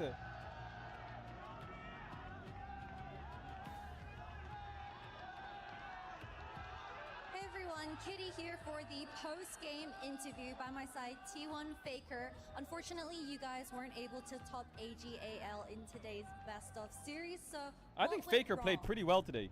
His ult at the end was a bit crazy, but I don't think he was a big problem. The games were just completely lost out of his control. I think Carrier struggled a little bit today. 전체적으로 저희가 오늘 경기에서 조금 부족했던 것 같고 준비했던 만큼 성과가 나오진 않은 것 같습니다. I don't think we met our overall standards in the game, so I think that's why we lost. Faker is not much of a person who gives excuses. I think he's just going to say, yeah, we played bad. It's unfortunate AL played well. He won't say anything else. He won't make an excuse. So I was wondering, what do you have to say to the next title winner that will be proceeding into the grand finals tomorrow? 이제 이번이 T1이 EWC 리그 오브 레전드에서 처음으로 좀 탈락하는 장면이기 때문에 이제 새로운 챔피언이 등장을 할 텐데 그 새로운 승자에게 혹시 해주실 말이 있다면 좀 어떤 말이 있을까요? 저희가 안타깝게 이번에 좀 탈락하긴 했고 뼈아픈 패배긴 하지만 그래도 충분히 배울 점이 있었다고 생각하고 다음에 있을 경기들도 재밌는 경기들을 많이 펼쳐졌으면 좋겠습니다. Yeah, it's a really heartbreaking moment that we couldn't bring it all. That being said, we're trying to overcome this heartbreaking loss. And I think in next games, I think all the other players or other teams will have a fun games. Thank you so much. And of course, we have a lot of T1 fans in the Riyadh arena and of course behind the screen. So what do you have to say as now you are in contention for third place? 이제 곧 3, 4위전을 내일 또 치르시게 될 텐데 지금 또 경기장에 계속 남아 계셔서 T1을 응원해 주시는 또 많은 팬분들이 또 계시잖아요. 그래서 마지막으로 팬분들 위해서 한마디 해주신다면 또 어떤 말씀이실까요? 팬분들께 좀 만족스러운 경기 보여주지 못해서 되게 안타까운 마음이고 다음 경기 때 열심히 준비해서 3, 4위전 잘 해보도록 하겠습니다. Yeah, I'm very sorry for all the fans that we couldn't bring it all. But that being said, we're gonna prepare our best in our next match, which is gonna be a third place match. Thank you so much, Faker. No worries, co-worker. Don't worry about it, co-worker. I'll see you in the office, yeah? I'll see you in the office.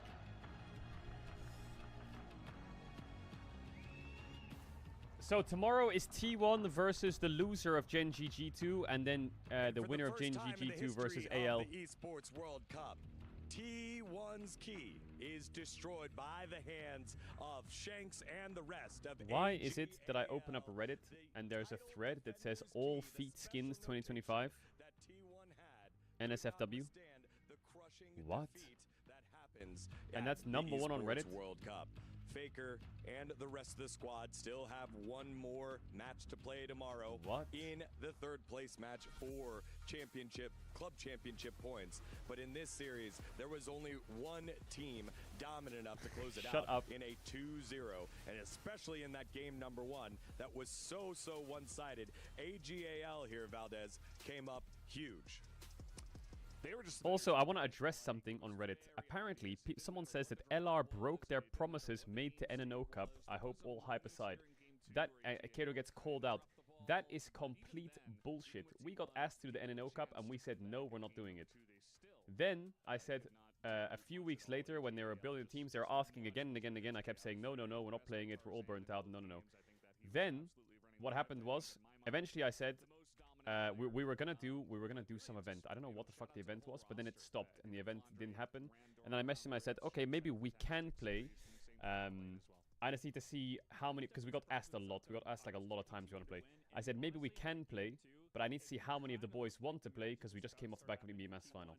Then we spoke to the boys. There was one player who had an event. So when he was gonna go to that event, two of the other players said, I don't want to play if he's on the event because I want to play with the full roster. And then Baus and Velia said, I'll play no matter what. So I went out of my way to get Baus and Velia a team to play in the tournament so at least some of LR would be there. So we built a team with Baus and Velia. We went through like loads of players to make the team. We got them in the tournament. And that was like the LR showing. I even said we should call them the Lost Free Cones. So at least some of LR's there. But one of the players was away. Two of the players didn't want to play without the full roster. And then, so we got Baus and Velia in there. So here it is. Yeah, I mean, Reckless said he didn't want to participate, so he wanted to take a break. Baus and Velia wanted to join Nemesis Crown. He didn't want to play because obviously there wasn't a full roster. Then, I got asked if I want to co-stream the event. I said, no, I can't co-stream the event. Like, I'm going to be doing EWC. That's it. I don't know why people are saying that we promised anything. We didn't promise shit. We never said, like, yeah, we'll 100% full roster compete.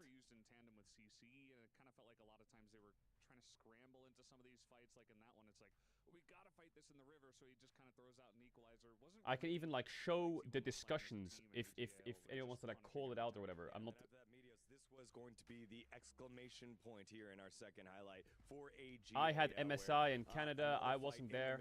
Starts off with the catch onto owner and I can see 17th January, February, March, April. 17th of April, I said we won't play in the tournament. Then we got asked again on the 22nd, and I said we won't play.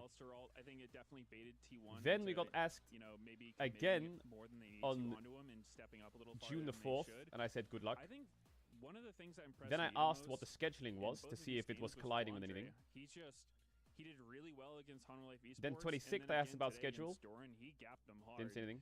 And then on the 27th of June, I said, we're not going to play.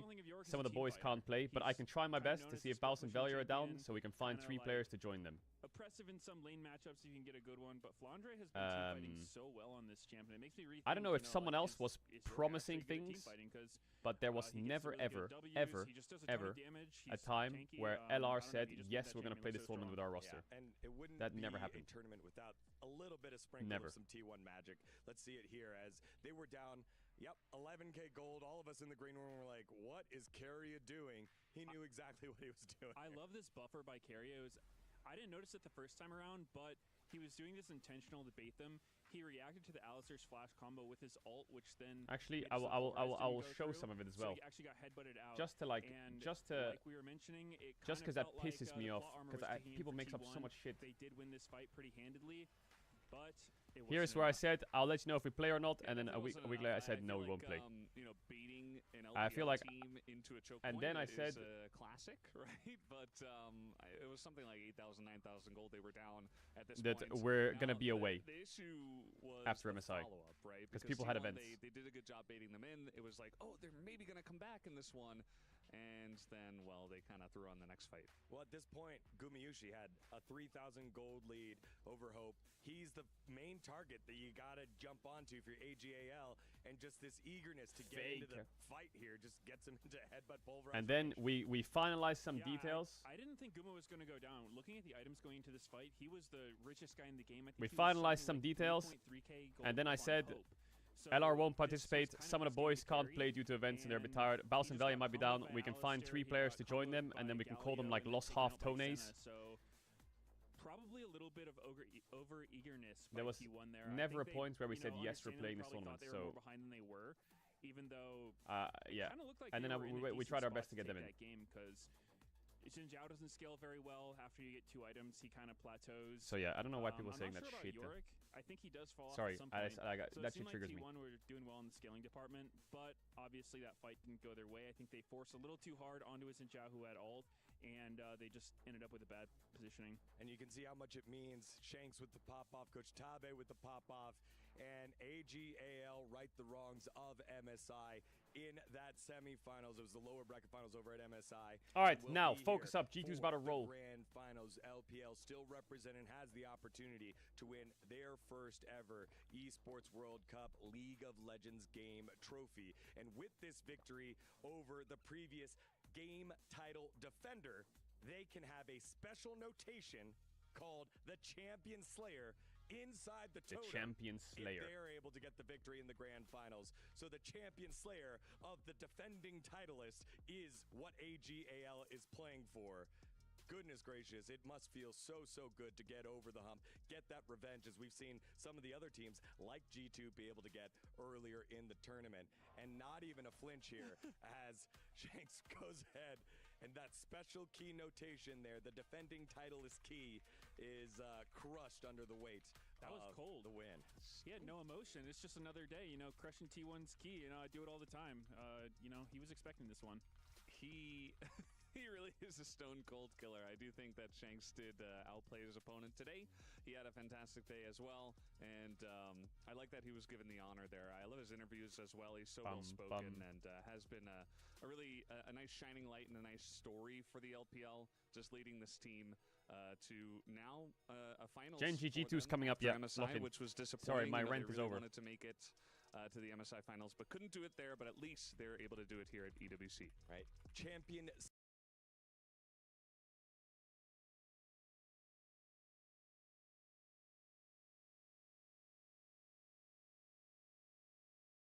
Finals. We have one more series for you. It is G2. It is Gen G, the former kings of Europe, trying to climb the mountain back to their home of glory against the best team in the world. We'll have that for you and set you up for that pre-match in just a little bit. Don't go anywhere. You're watching the Esports World Cup. When does FlyQuest play? They're out. They're outie.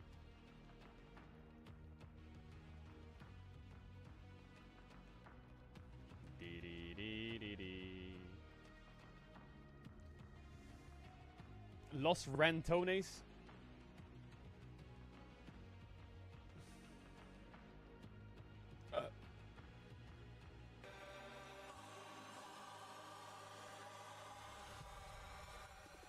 Ooh, G2 versus Gen G. Oof. It says 2:15, but Saudi is 2 hours ahead. So, it's starting in 8 minutes or some shit.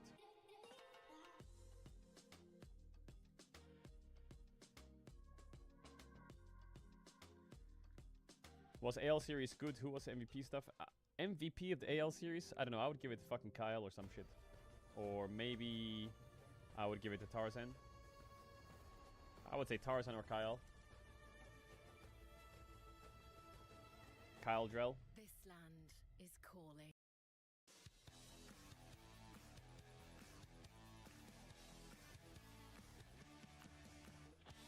Bum bum bum bum.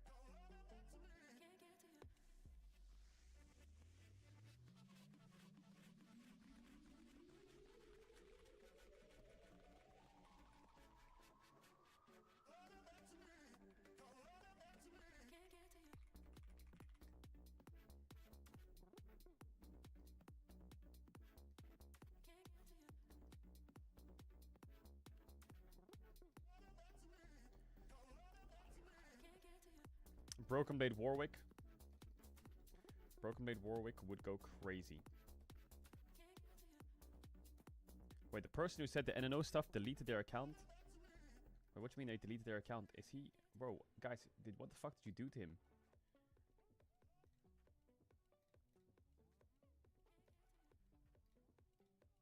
I'm just trying to call out someone who said something wrong. Because just to stop people spamming fucking... lies.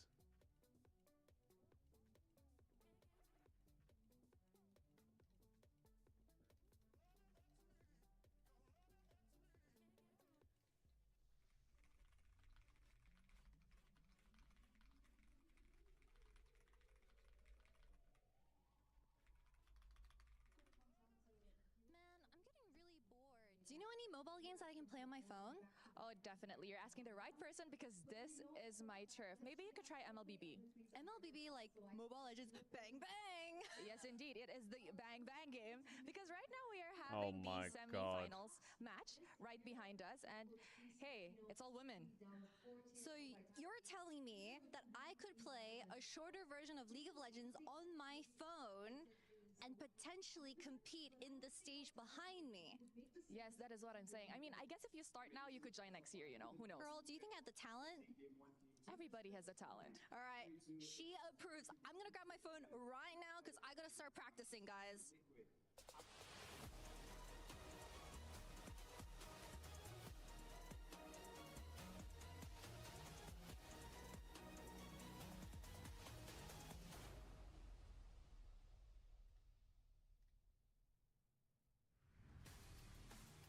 Here comes the Western Goat Caps and the rest of G2 as they go up against the Church of Chovy and Gen G.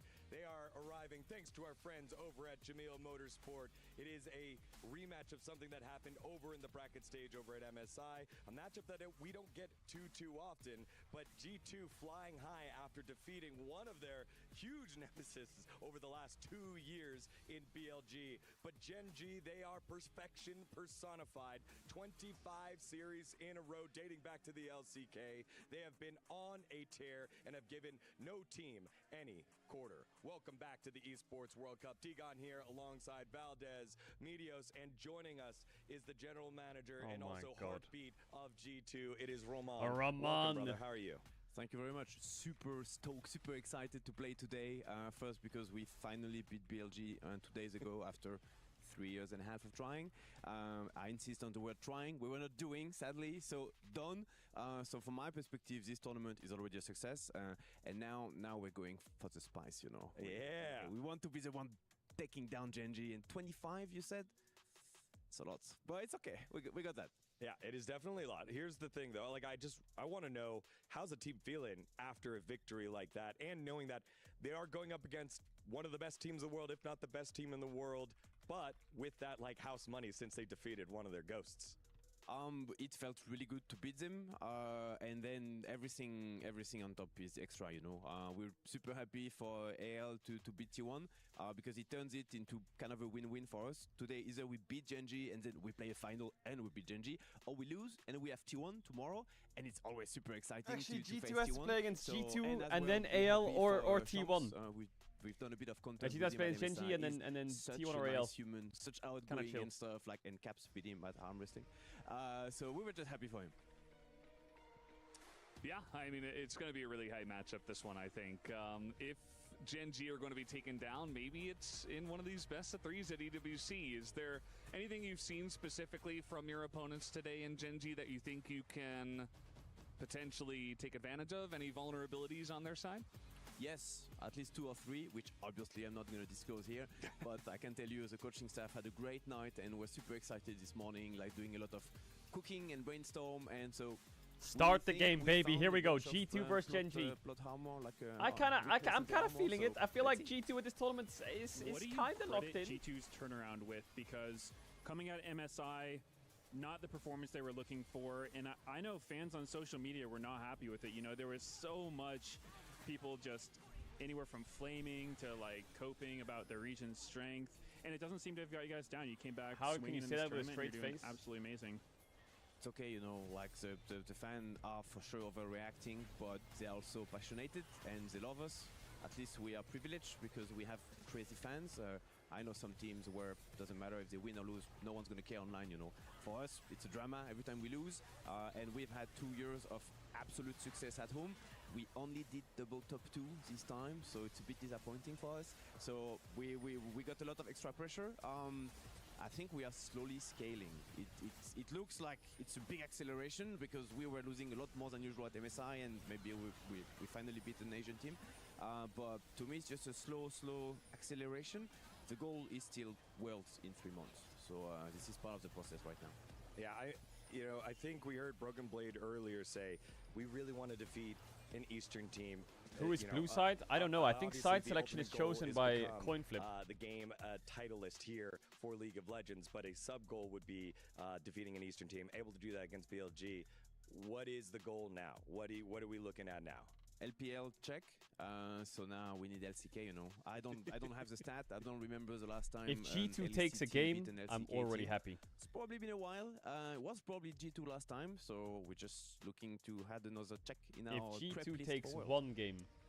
Yeah, absolutely. One I game, was, I'm happy. Actually very impressed by Caps' champion pool so far at this tournament. You know, a lot of us are just playing Talia, Azir, Victor, you know, Annie, the common stuff, right? But he's brought out the Syndra, he's brought out the LeBlanc, which was very impressive up against BLG. This Does guy he have says, anything else in I'll his be happy if they pocket? take a turret. How is he feeling as a player? Is he very confident in himself, and that's why he's picking those, you know, they're not really off meta, but like slightly off meta picks? Caps' love for the game is unmatched. He's been doing that job for 10 years, I think now, maybe a tiny bit less. He's so old meta. He played all champions. So if you ask him, he can play anything. Is it true? Is it true? We're gonna see on stage. That's gonna be the interesting part. But yeah, like his Ocean pool is unmatched for sure. I mean, he did play the LeBlanc against Knight, so I think that's a pretty good indicator of where he's at and what he's able to bring. But he's not the only player, I think, with a pretty good resurgence and bounce back. I'd say Broken Blade in the top lane. An Ocean pool. That, you know, everyone keeps focusing on that Furia game, but he still had some good performances, but then was able to put it to the test here against Bin, one of the best in the world. This solo kill must have done wonders here for not just him, but the whole team. Yeah, I mean, BB, our captain, didn't have the best MSI. He's having an excellent EWC now. And when you're a top laner, those 101 kills define everything. And sometimes That was it's clean. just 0.1 little click, super frustrating and stuff, and suddenly it's gonna define your entire tournament. So it's frustrating for sure.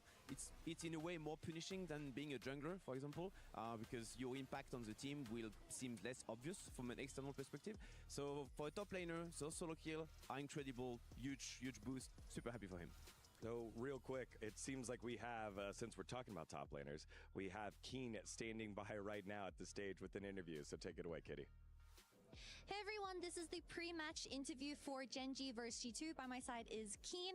I wanted to ask about your reflections from MSI because a lot of people have actually been having the conversation that you had a very FMVP worthy performance. So how would you reflect on that yourself? Keen is so goated. 이제 긴 선수 첫 번째 질문으로는 일단 MSI He might fist BB, but if BB goes even or gets even a solo kill, Jesus take the wheel. 파이널스 MVP가 좀 어떻게 보면은 기인 선수에게 돌아가겠다라고 말씀드릴 수 있을 정도로 어떻게 보면 기인 선수의 활약이 정말 대단했는데 그 점에 대해서 좀 어떻게 생각하시는지 궁금합니다. 파이널 MVP를 못 받은 거에 대해서는 되게 아쉽게 생각하고 있지만 사실 저희 팀 모두 잘 했다고 생각을 해서 누가 받아도 딱히 뭐 이상하진 않았던 경기였던 것 같습니다. Yeah, it's a bummer that I didn't get a Finals MVP, but I think my teammates also played very well. I think they deserve all of that, so I don't mind it. We do have a grand finals coming up, and you are currently in the semi-finals. So Bro, this tweet. maybe another After FMVP Caedrel's interview with potential Faker, where for Caedrel you, spoke Keen. And English, of course, T1 for would my go on final to lose question, all I their wanted to games ask and have an about the extremely bad team's performance, including overall today's series at EWC. performance and form right now because you guys were able to win the previous day. 이제 두 번째로는 이제 곧 파이널까지 이제 또 가실 텐데 어떻게 보면 그 전에 이제 세미파이널에는 또 그 관문을 넘어야 되잖아요. 그래서 이제 G2전과 또 앞에 있을 만약에 가시게 된다면 결승전에서의 또 팀의 활약을 좀 어떻게 기대해 볼 수 있을까요? 사실 뭐 저희 팀 자체가 이제 약간 모든 선수들이 다 POM을 받으면서 올라왔어가지고 이제 딱히 어느 선수가 활약할 거라기보다는 The game match will start after EWC finishes. So I don't think like we don't have any like kind of special performances, but I think if we do what we do like we did before and we play our best in our forms, I think we can do our best in our finals as well. Thank you, Keen. Looking forward to your match against G2 and back to you guys at the desk, Egon. Thank you very much, Kitty. Let's see if Keen is able to do what they do against G2. That was an accident. As we've got a lot of talent on the opposite side. It's just so many champions, whether it's LCK champions, MSI champions, all of them now, and a world champion as well. Like you just look up and down. I feel like one of the guys I want to start with is Canyon. He's been so good, and I feel like a key for G2 is going to have to be Skumon figuring out how to get through it here, Medios. Yeah, I was going to ask Romain while you're here, how's Skumon feeling about this matchup? Because he is not as experienced as a lot of the other people in this tournament, and I know that when he played against Inspired back at MSI, he said he learned a lot from him, and then he was able to beat him this time around. So how is he feeling going up against Canyon, who by most people's count is the best jungler in the world? Nailing it, because MSI was a interesting tournament for Skew, first international tournament, and he had to fight Canyon into Inspired, and I think he got a bit outplayed on both those matchups at MSI, which made him feel really sad, so he's coming with a big revenge arc. And I can tell you, if this time Canyon decides to invade early level, we're ready. Skew's gonna be ready. He has a revenge stake, so really looking forward for that matchup. Another player that has stood out here since MSI is Ruler here, Valdez, because when he slotted back on into this roster with Duro, wasn't exactly sure what to expect as he returned back from the LPL, and then was probably the standout player from MSI and has been dominant here at EWC. Yeah, it's a good point. When you were saying there's another standout player, I was like, who's he going to say? Is it going to be Chovy or Duro? You can pick anyone. I'm like, pick anyone. Ruler, though, I think is a good shout because he definitely was kind of the big standout amongst his peers on his team. He was just very consistent. He wasn't getting caught out very much. And okay, I'm done it was just a yapping. great time for him. They had some crazy fights against FlyQuest. I think generally we can see that Gen G are a very consistent team. They don't make a lot of mistakes, but certainly FlyQuest kind of threw them for a loop at times. So I think that's going to be something they're going to have to clean up today because G2 are looking very strong at this tournament. I'm done. Yeah, not yapping. I'm done typing. Sorry, yeah, this was that fight that we were talking about yesterday, the heartbreaker for NA, where It felt like FlyQuest had it, but, you know, Gen.G is just a little bit too good. Yeah, Ruler just pumping out the damage there, able to dodge away from Whippo on the engage on the set. And I think we've never doubted the hands, but it was about some of the positioning. No, I was just yapping. For Ruler. He was a little bit too I was yapping sexing. Min-max, whereas now I feel like the he's turnaround right time is so place, long, right I'm like time, tweaking. and squeezing out every auto attack, every ability possible, and punishing even the smallest mistakes here. So Rahman, I mean, Hansama has been one of your long-standing members here in G2. He's had the ups, he's had the downs, he's had the international experience, he's had the overseas experience. I feel like you can't ask for a better representative. I would love Gen.G to pick A Kalista. world champion. Oh it my was god. like it in Ruler. And Hans is having an amazing tournament so far, so he's Let me fill up my water. Hold up one excited to, same as Q with Canyon, to take his revenge on Ruler today. So yeah, looking forward for the jungle matchup, looking forward for the bot lane matchup. Yeah, I think it's going to be a really, really exciting series. Yeah, the players are getting ready on stage, should be there in a couple of minutes. But just going back to it, Valdez, when we look at this, right, you're like, oh, are we talking about Kenyon? Are we talking about Ruler? Who jumps out at you? Which matchup jumps out at you the most as the key matchup? I mean, certainly one that we haven't talked about just yet is Caps versus Chovy. I do think that Caps is having a phenomenal tournament so far, and Chovy, while he was good and, you know, he wasn't making mistakes, he wasn't really standing out in a big way. You know, a lot of us were saying in the green room, like, you know, he's doing well, but he's not the shining light so far. So I think if there is an angle, it's kind of weird to say, but maybe Caps can just throw Chovy for a loop and find an angle there, because there's a lot of weird picks up his pocket. Chovy himself can do it, but he hasn't really done it yet. So does Chovy wait this whole tournament to pull that out here against Caps? I think he might have to. It's definitely going to be probably the ultimate test for G2. I mean, anyone playing against Gen.G is going to get tested. And part of what makes Gen.G so hard to beat is that you can't really just beat them in one lane or win one fight against them. They're just such a calculated team. They play fairly slow, and they just get these small advantages against you, and they don't give you many openings. So I think G2's got their work cut out for them, for sure. Rahman, I know, and for those of you that don't know, but most of us know that you can give some of the best speeches and pump-up speeches. So we're going to give you space to do that. But before we get to that moment, what is some of the preparation like for the players before they go up on stage and have one of these big matches? To remove won the AL or pressure T1? on the result, you have to focus on the plan. And today the focus Spoiler. is beyond that, is having fun. Having fun, of course, the plan. I think today a big part of the game will be played around vision. Gen.G really impressed us when they beat us at MSI with the way they play around their wards and the amount of pink wards they buy. For example, if you check the stats, pretty impressive. So we've been doing some work. I think we are going to challenge them there a bit. But at the end of the day, we're just here to have fun. We're playing Gen.G. The odds are against us. I checked the betting quote is like 1 for 8 or something. So if 1 we to win, 8 on we're the betting? legend. We shut down Gen.G. If we lose, we play T1 tomorrow.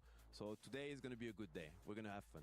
Today's not only a good day here Check in the League of clip. Legends, What's the but clip? it's a good day across all of EWC. It is For championship Chovy, I do weekend, think and that, so we have Caps is the having a championship phenomenal weekend tournament so update far. with the Mobile Legends Bang Bang Women's Invitational with Kitty standing by right now.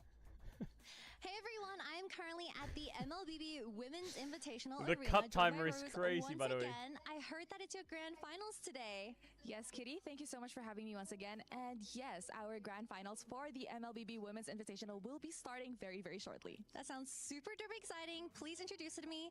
What type of teams you have for tonight?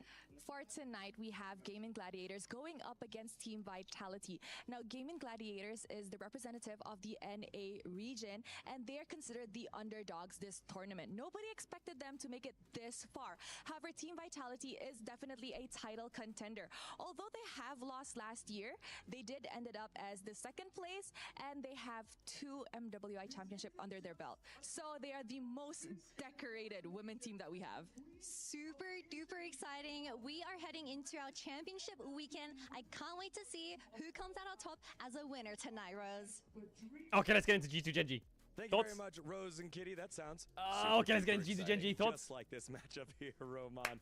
It feels like anytime you have the opportunity to play a reigning champion, this time the MSI champion in Gen.G, you got to bring your best. So, as we get closer to the start of Camps, this please match, start the let's hear game. some of the words that you would give Hello. the players before they head out on the stage. So to be really honest, it's BB's job most of the time, and he's our top level waffler, as we say. So if we need something, you put a camera on BB, you're giving him a mic, he can go and on and on and on. He can even switch language. He's gonna suddenly be fluent in French or something. So he's quite a character, and it's a blessing to have him in the team. But from my perspective, yeah, today let's have fun. You know, can they bleed? I'm not sure. Like the 25 last guy tried, they all failed. So we're really looking forward. You know, we're gonna try some crazy stuff. Is it gonna work? Is it not gonna work?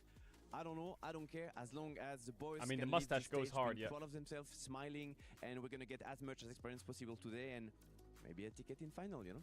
Medias, you've been a part of some huge upsets and big moments across North American League of Legends history and League of Legends history. When you guys were the underdogs and had to come into this type of matchup, what was your guys' mindset before? I think the mindset that Roman shared is pretty accurate. You know, just try to have fun, play your best. But I think that G2 are in a kind of a unique spot because they just took down BLG. Do something. What do you want me to do? Fly to Saudi and plug their PCs in and just boot it up? You know, remind yourself that the I job's might not do in a done. second. You Just still have more of fucking this start! time. And sometimes you can get a little too excited, celebrate early, feel like, oh, we conquered what we set out to do. And maybe you take your foot off the gas a little bit. You're not quite as motivated for the next round. So I think that's something that G2 needs to be aware of. And yeah, just do what they did again. Brenda, I'm going to put you on the spot with a tough question here because we still have a little bit more time before the players get themselves on stage. It is... We still have time? When we think about the last several times that Gen G have lost a series, you go back to Worlds, then before that... it was the finals for last... Do we have tech issues? For the LCK Cup and first stand qualification. Then you go back to Worlds. And then before that, the LCK Summer Finals in 2024. Is there a through line that you see maybe? I mean, it's crazy that it's only 3 big standout series, but other than that... How do you keep your glasses clean? I'm not gonna lie. I don't know if anyone else has the same. I've had these pair of glasses for 4 years, maybe 5. I don't have any other pairs of glasses. It's bad. If these break, it's GG. They're disgusting as fuck, and I have no backup. So if these break, it's cooked. They don't fucking cook. Get my glasses. Yeah, I always think about getting them, but then always just like, I don't do it. AGGAL, who will have the opportunity to try and slay the champions will G2 or Let's we kick off finals. I think for GE, what we want to do and what we believe in terms of the gameplay and how we play the game. GG is kind of like a big mountain that we have to like climb, you know, in order to beat them, and it's not even easy victories. 경기에 경기한 거 함께 모습을 봤는데 생각보다 이제 MSI에서 보였던 모습보다 더 약간 팀업도 그렇고 이제 되게 잘해줬던 것 같아서 저희도 준비 잘해야 될 것 같습니다. For us, we already did change a lot of stuff to beat one of the Eastern teams, and I believe we found a very, very good recipe to, you know, beat a lot of these teams in this tournament. So I'm looking forward to play against any opponent, and in this case, JG, who is right now perceived as the best team in the world. We obviously want to beat them. 아무래도 확실히 좀 뱀픽적으로 많이 준비를 많이 해야 될 것 같고 I see like a hair on his 그런 거 신경 많이 glasses. 써야 될 것 같습니다. They play very controlled, very slow. They'll choke you out very slowly, you know. And winning against them, you need to be very crisp and sharp. 이제 아무래도 좀 작년에 이제 EWC에서 빠르게 탈락했었다 보니까 올해는 이제 결승으로 올라가게 되면 작년에 좀 못했던 것들을 만회하는 그런 기분이 들 것 같아서 이제 올라가는 게 되게 중요할 것 같습니다. Think about this. MSI was the first time, and I also don't want it to be the last time. And today we will challenge ourselves and see who will have the edge. MSI prize pool is 2 mil. EWC prize pool is 2 mil. If Gen G win both, oh my god. What the helly? What in the helly? In 1 month?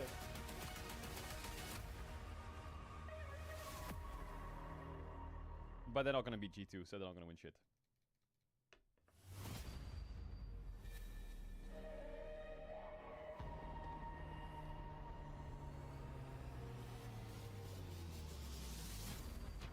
first, you must beat G2 Esports with caps.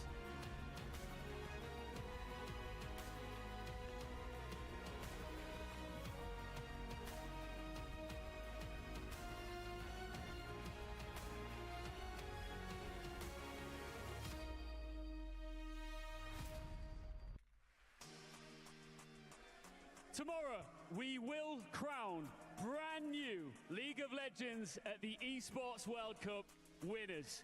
AGAL just wiped out T1 to secure their spot in the final and are now watching, waiting, and studying their next potential opponents. So here's the question.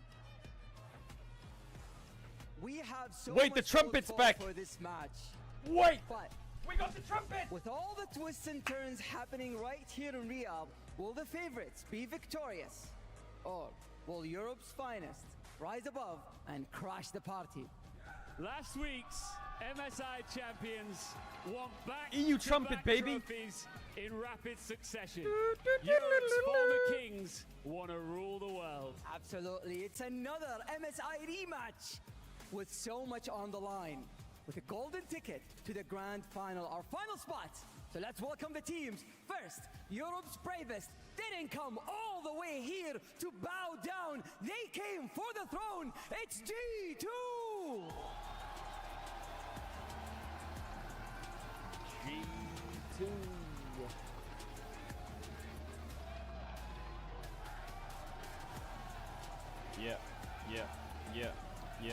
Yeah. Holy fuck, big G2 fans. Big crowd. Dismantled the world at MSI. Now they're back Hey, to selfies do with it Hans Mama. all over again. It's Gen G! Wait, there's a Gen G mascot jumping up and down. It must be hot in that thing.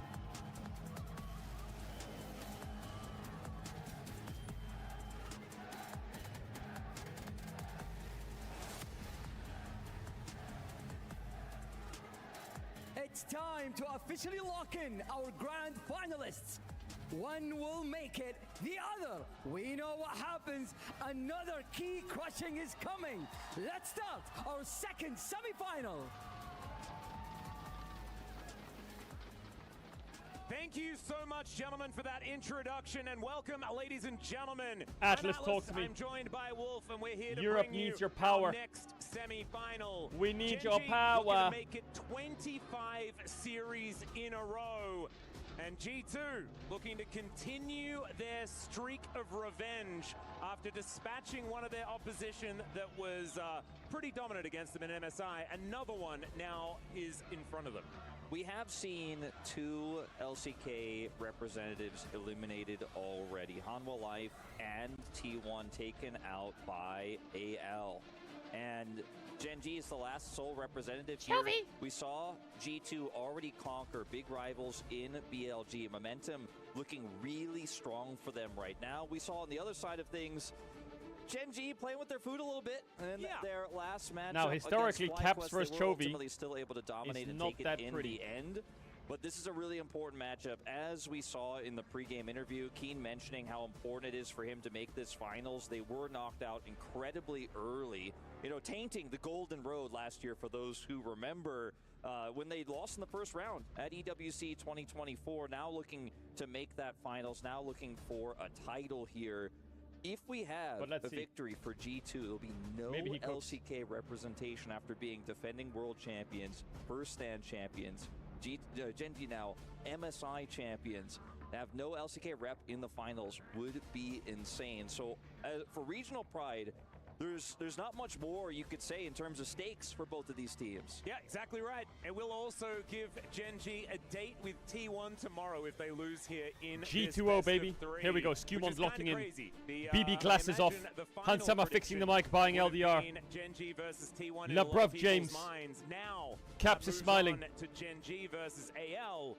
But G2, they the best shot they're going to have all year right now. First seed tomorrow. Fire the bullet. Instead of them. Gen G, absolutely formidable, like you were saying. They did drop the first game against G2 in their bout at MSI.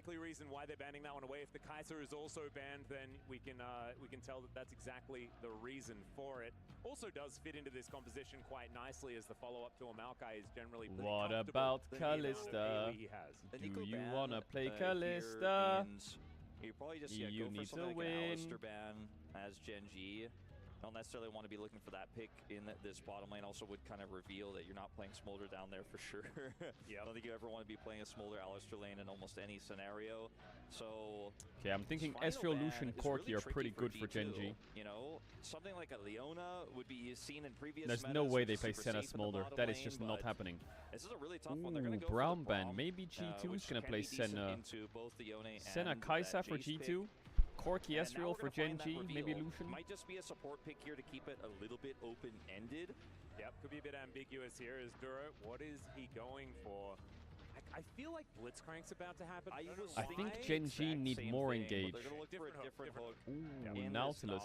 What if we play Kalista Renata? Leona was mentioning, because if you do end up playing that Smolder bottom Don't lane do that, with you the fucking roots get for the Nautilus, permaban if it's you do hard that. to dive, Pick the Rel especially with now. the Maokai Labrov Rel composition. and Kaisa. You know, it's just not really Senna easy to Rel go down there and punish or that Kaisa Smolder, so Rel. still Now. incredibly open-ended. Now. Picks like the Victor are still up if Gen G want to go incredibly heavy on that late Why game is Hansama scaling in smiling? this draft. They already have strong late game with the Smolder and the Gwen side There's lane the Rel. power. Nice. Yeah, and this Nice. I actually kind of Now I kinda Kaisa. like this amount of flexibility Hand, that stop Gen G is smiling. sitting on. The Rel does No. fit into this very divey style of composition. Is this going to be Rel MF Kaisa here or Senna? to try to dominate the Ooh, lane and don't have do a lot of MF. combo set up? I don't mind Corki. Ooh, I don't mind Corki. That doesn't really They make might get any of Kaisa this now. feel good ever.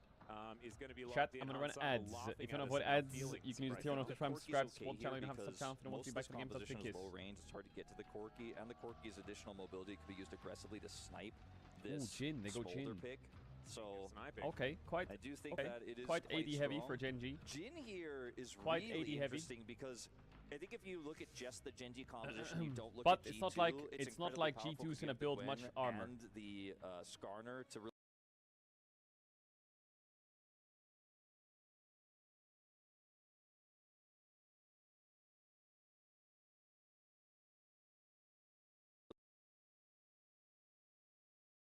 really stable in the laning phase, as we expected, even though it was still Let me see kind of BB relatively solo queue unknown account. until the end. Chovy will be playing the Smolder into Caps Yone, and Chovy is known to stack quickly. wait, He's what known accounts for are they really playing on? oppressive laning phases. What accounts are they Sometimes the playing Smolder on? gets a They little must be bit playing slower on in the mid lane the because he's not Saudi able to server, no? chew Or onto like, what is the multiple server called? targets. He's only facing off MENA against that server? one I don't know. mid laner. But into a melee mid laner like the Yone, sometimes that just doesn't matter. You can even flap your way into some additional stacks, just queue constantly. Seeing a ton of Grasp Smolder to just get additional health stacking and be so difficult to deal with later on in the game. Chovy really likes Grasp as well on basically anything that he plays, so we'll just have to see what he is going to be building here. Likely going to be sticking into that mid lane for a large portion of this game, and that's kind of what he's been doing here at EWC as well. Even his rise that we saw yesterday was just kind of parked there, and all of a sudden had like a 70 CS lead by the end of the game, and otherwise we hadn't really seen him. So we'll see whether that is going to be another situation here, because of course the Smolder is a win condition by himself. And I think that really does open the door for this Jhin pick to be powerful, to be strong, right? Because we have seen a lot of Jhins that have, you know, been required to be the sole AD carry, and that hasn't worked here at EWC for 2025. But here we are, onto the Rift for game number 1, Gen G versus G2. The tale as old as time. G2 have given a lot of bad memories to Gen G in the past. Ruler will remember those, you know, many years ago.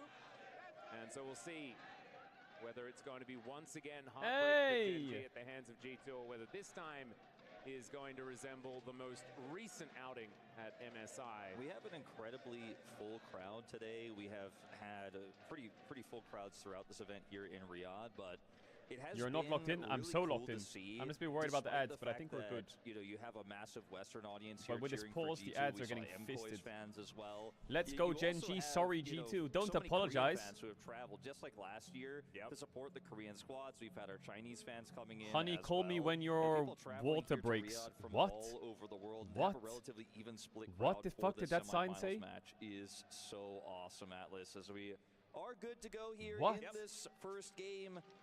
So much of this game to me is going to come down to the angles Keen can find in these mid-game team fights, because if he's just simply rooted and locked locked down and can't actually close the All right, gap here we go. onto this Corki. I think Very G2's mobile, comp is or really this good. Extremely long-range Jace. However, Gwen doesn't that is a necessarily Jace get top. a lot done. That is in a European team, and the Jace does speak English. So we do have a problem there. Now, I'm happy to be proven wrong, but if it was like a Kana Jace, I wouldn't mind. But look at our champs. This is the EU special, Jace, Maokai, Corki. Wow. Everyone press your long-range buttons and poke them to death. With the 2-item spikes, even the 1-item spike to come out of the Yone is However, massive. With a I do know from sources that Broken Blade is currently in the process of learning Mandarin. So we might be in good hands. Let's see. LR jersey with the LR hat. Yo, big W person in the crowd. Much love. Hey, look Chuvy, look Chuvy. Caps. This is something that Chovy hasn't worried about too much. Nice Caps. Good early lane phase start. You love to see it. You love to see it. Q3 connects as well. That's Caps, baby. Now show top Broken Blade with the monster trades. Surely, right? Nice ward as well. Crazy early game for G2. Rather than trying to be a little bit more of a trading, tanking force later on with that That one, that no. As plays like this, we're able to avoid that Q3. Caps. Really nice. Oh, mother of loud and loud. You're trading well. This is obviously going to be the Doran's shield versus the Blade here in this matchup. Chovy trying to do as much damage as possible to heal, and Caps just weathering the storm here as he becomes more relevant later on. Talk to me, Caps. Talk to me. Talk to me. Ooh, not in English. It could be a really bad time here, taking flat Labruff James with the trade. Love to see it. Boom. Nice. Going to be coming through here for G2 on the bottom side of the map, getting the push. Now, Keen actually having a pretty good time here against Broken Blade. As I say that, he loses a trade, so maybe I need to stop talking, Wolf. All about where Keen's Q is stacked. And when he decides to look for that trade into Broken Blade. Otherwise, Broken Blade has to space really well here and harass as best as he can. But with Keen taking flash, it can be tricky. See, Caps is really struggling to take these trades. Chovy avoided both of his knockups there, was able to trade back. And that footwork is working really well for him in this early game, starting to stack up a significant gold lead here at the CS advantage he has. But more than that, 13 stacks online. Once he hits that 25 break point, that's when this really starts to get rolling here for the Smolder in terms of the lane matchup and the wave clear. Yep. Full clear, now almost finished for Canyon and Skewmon. Skewmon needing to get on towards his blue buff pretty soon, but that Gromp will be dead momentarily. oh, nice. So we've got a bit of an engagement. Don't miss the cannon. Oh, but he's going to go for it. There's the G2 bot lane. Down to 100 is Ruler. One more auto attack would do it. But it Where's the doesn't kill actually at? come Where's the through. kill He'll at? still have to go home. Good news for G2, but unable to get that first blood is a bit heartbreaking. First blood. But they get both summoners My there. Jace is No under Ruler tower. takes the cleanse in this draft because he's a relatively vulnerable target on this Is he going to get Dovin? He doesn't have barrier, and I think it was really good judgment there from Hansama. He just gets that one extra auto. It's 100% a kill confirmed, but either way, still double summoner confirmed. We are going to see the lane swap to come through here, and Ruler is only able to pick up his brown bags and a refillable off of the back, so definitely not an ideal bot by situation, Keen. not exactly what he was looking for here. Base from BB. So big win for Does he G2. save A TP massive here, the CS lead, Jace? a tier plus longsword buy for Hansama. When you're playing Ezreal, when you're playing Corki, that 2-item spike, when you can get that extra longsword off. Look at the blue. Look at the blue, blue, blue. Amazing. At the bottom. Yeah, you really do. Okay, and one there's red. also the fact that Genji loses an entire wave. They weren't actually able to get Keen down towards that bottom lane in time. And so an entire Big wave jungle is going to be lead. sacrificed. Boom, to that there it turret. is, That 40. does mean a little bit of an advantage as far as the money is concerned going over to G2 in this early game. They probably want that lead to be extended, but Now, not the just EU yet, right? Classic, Like, this isn't the the EU timing. Classic, the EU Mid-game is Faithful. gonna be We where will G2 click are those dragons. really We will formidable. put saplings So in right those now, bushes. just need to, fill We their will wallets as poke much them as from range possible, and never get take a to team that fight point because we as will get out comfortably hands, so as we need to they take can. 80% of their health bars Speaking of before which, fighting a bit kicks of off, so we're in a battle good here spot. in the mid lane as, And that is how we Caps play the is game. fighting it out, and every time Chovy lands that Q, I feel the Q flash? dopamine, Wolf, as LeBron No flash. moving on in here looking for an angle onto Ruler. The captive audience is going to be there. I mean, he got 6 stacks off of that exchange. You know, like with the minions there as well. He went from 25 to 31 right off of it. Could Keen flap swapping Q, back. Q, a chew. Genji and, bot lane I mean, he was just cannot. stacking so quickly. Is Hook coming on through there. Oh yeah, Now cook it his is ass. not No Ruler. flash, no flash. Big pace in top He lane. will flash. Wait, G2 bot lane is kind of running the map a little bit, not gonna lie. In fighting this at all. He's like, no, you just tank this up, and I am just gonna make sure. He hooked Rel so he didn't cancel Jin base. There are times as the support where you need to do something like this to guarantee your AD carry gets Is my Jace dead? I don't think this Is my was Jace one dead? of those times, Is unfortunately. my Jace dead? Is my Jace He dead? does end up losing his flash, No, as he's you not. mentioned. It will also delay his own back as a result. And now Oh yes, this one hits. Into Blade on There it is, the W. side. That's what I was Keen talking having about. a tough Boom, time there nice on the top Q2. side as well as Jovi, he's not having a tough time. All He's like, right. yeah, you want to Can we dive this early? Gwen? You've got your Vamp Scepter. I'll just keep hitting you. I'm stacking, baby. Yep, 43 I'm stacks stacking, already. baby. Can Just we have to dive this see when Gwen? He does make it to those break points, right? Can we dive this 225 Gwen? is what we're going to be looking out for later on in This the game, is a around 20 sketchy minutes dive. I think BB should just Keen TP top right now. does not have level 6 here. They're Oh, gonna have to he is TP TPing for top, the but they have defense. Nautilus They're gonna come TP. over here. They Oh. should be able to stop the dive. Now that It is gonna be awkward. matched See, in now fact I saw by it too, Broken BB. Blade. They want to double down. Yeah, this is actually kind of crazy. I though, saw it because too. Now Broken Blade has used that teleport to get towards the top side, and no one is But going to Nautilus, be there. this Yeah, is to so defend broken. The against spellbook Rule, and meta he is so knows it. You can stupid. see continuing to shove up. Yeah, they just decide to go back for the swap. I thought perhaps Broken Blade was going to force the dive before they swap, knowing that Ruler has that extra push, but it's just going to be a delayed response here in the bottom side. Ruler may be able to put significant Nice damage into that first trade. plate. Decides to back here. Actually, will get Nice away with it trade. free. Still some damage going into that plate, but he won't secure it. But a lot of CS lost here, really evening up what was a significant lead here for Ansama and Lebrov. They still will have a lead, and he still will get most of these minions here, but definitely felt like a missed opportunity there in the top side as Ruler's sprinting back up here with his Swifties to the top lane as we just continue to swap lanes. Yeah, that's the strategy. You know, avoid the Big matchup sidestep. as much as you Just possibly get out of there. And with the Swifties, it's going to be helping out here as Duro is going to try and Gen hold G, Lebrov in swap, place swap, swap, swap, momentarily. swap, swap, Jovi's swap. like, stop trading. I need to kill minions, Caps. please, as he sneezes on Nice. Does get knocked up this time around, but he's Lebrov. just been using the flap every time. Nice. The Wait, unbound, hold and up. That hook somehow landed. If we beat Gen G on Smolder, does that mean EU is back? Just be honest. The hitbox of a Like, he is Nautilus. playing Smolder. Every Short update. single- Being that thing, you know? Every single ability Chovy hits is meaningful. You know, like Like, the that fact is he hits Gen that G hook and there's with a ward over the Smolder. wall and Chovy can Hello. just queue over the wall and hit Lebrov. That He's is like, the "Alright, most- thanks, man. +1, by the way. The scariest thing to play against. Yeah. +3, +4. Oh no. Yeah, +3.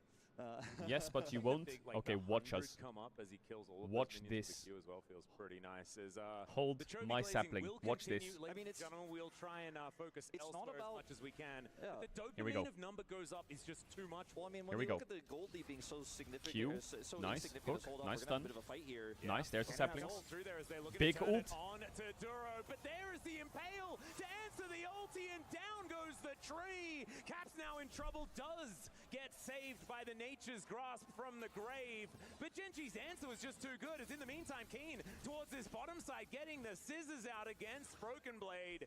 And they will just, I was about to say trade ultimates, which I guess is technically correct, but not real. I mean, because it's Jace, but still Keen did we going want those aggressive, looking scrubs? for a bit of an angle. That's Genji Nah. wants even more. And Nah, that's a didn't want grub those grubs. set up here for Gwen in a side lane. Feels amazing for Genji, who already got that first dragon. And, you know, Chovy on the Smolder, it's again, we're not glazing Chovy so much, just talking about what the champion could do as he grabs some additional gold here. He is deceptively Smolder. There's no strong way. in the early fights. If there's That any fucking sort of polar setup with bear his ultimate, dropped the and the 3-man AoE he Skarner can ult. provide with his Q, with his W, these And types of BB's dead. skirmishes, Kenya, it's He's level dead. 60. He's like, we win these, by the way. More stacks, more fights. Flash the hook. Ooh, nice dodge. Absolutely Yeah, that's what I'm ridiculous. talking about. I mean, it's like Zeri, deceptively strong in early skirmishes as Keen Let the looking to English fight this Jace one cook. out. Yeah, Duro not Let quite the English as Jace cook. strong as Keen without the needlework. Going to be backing away. Broken Blade looking a little worse for wear, but has his Rel alongside him. So Broken should be able to Blade get this wave shoved in. Has flash, so I just don't think Keen has any angle here to look for a flash Q to try to win this one out. Just Wait. gonna have to play respectively instead. Wait. Yeah, I'm hasn't smelling stacked that something one up here. Just yet. Genji just fighting for some tempo. And having a look around the Yeah, rest that of the happened. map, Canyon is about to finish another full clear. Should be able to do so after the southern side is dealt with. As Duro playing with fire here a little bit on this bottom lane. And Keen just going to eat this wave. So it's just felt pretty dicey as once again, Hook going to come on through there. The flash forward, Broken Blade, I don't know about that one, and Lebrov is dead as well. The feats of warfare so comfortable here for Gen G, as that was just a little bit of a whoopsie from P2. Big disaster. Chovy now I've the already target seen here, enough. but he's going to be totally fine. He's I've Smolder doesn't even already need to seen flash. enough. And this is what I was We talking are about literally earlier, in how Birmingham. Gonzalez It's could that be bad. used defensively in a lot It's of full English. situations under turrets, man. Like if you go for that dive, you don't get the kill instantly. He you're spelled. not getting out. Actually, Duro was it's 100% unlucky. ready for that. He was just You sitting know there going, why? "Oh, there's no way they try it." Because I have the Duro high spell ground. booked an exhaust, And but they can see like, it. King gets engaged on here, and Lebrov's in dredge line range. Even King without has a ton exhaust, of I damage, think this he guy's doesn't die. Q-stacked. Well, Lebrov gets rooted. Like you can't get away from this knowledge. Spellbook support if is you the commit reason in. EU is struggling. And Broken Blade on the other side is TP's feeling a top with real Nautilus, rough here. exhaust Falco play. Also frustrated because the deeper and deeper you pull into this quicksand of the composition for Gen G, like the faster you sink because it's got the smolder that's stacking. By the way, Chovy sub 12 minutes, he's gonna hit it at like 11:30, that big break point of 125, and then this smolder just flies towards the big 225. Well, this is the thing, it's the last 100 that is so much easier because you get so much extra AoE. You're exactly right. And this is like what makes it so hard against this composition as well, because you feel so much pressure to make things happen. You can understand why, BB and Lebrov went for that engage, because otherwise, if you don't do anything, you just lose. Like later in the game, this composition does infinity damage. All right, that's and the by second Drake. composition, Hello. I mean, Okay. Smolder. It is the smolder, but it's also the Gwen that has 3 grubs. Yeah, true. Side lane will be really hard. Broken Blade is already significantly behind in this matchup, especially after that play bottom side. I mean, that's the main reason why he's that far behind, but Gwen is going to be a menace. Can we do something? Chovy is like going to back here after like hitting 125. Look for that Trinity Force buy. I mean, things could not be better for Gen G. Nope. This is precisely what they wanted. In fact, they could have been a whole lot more even than this and still be feeling like they're absolutely winning as Mom comes down in this mid lane. And his soul is going to put him back here, whether he likes it or not. Down to 100, has to ult away. The auto attack was not in the air though.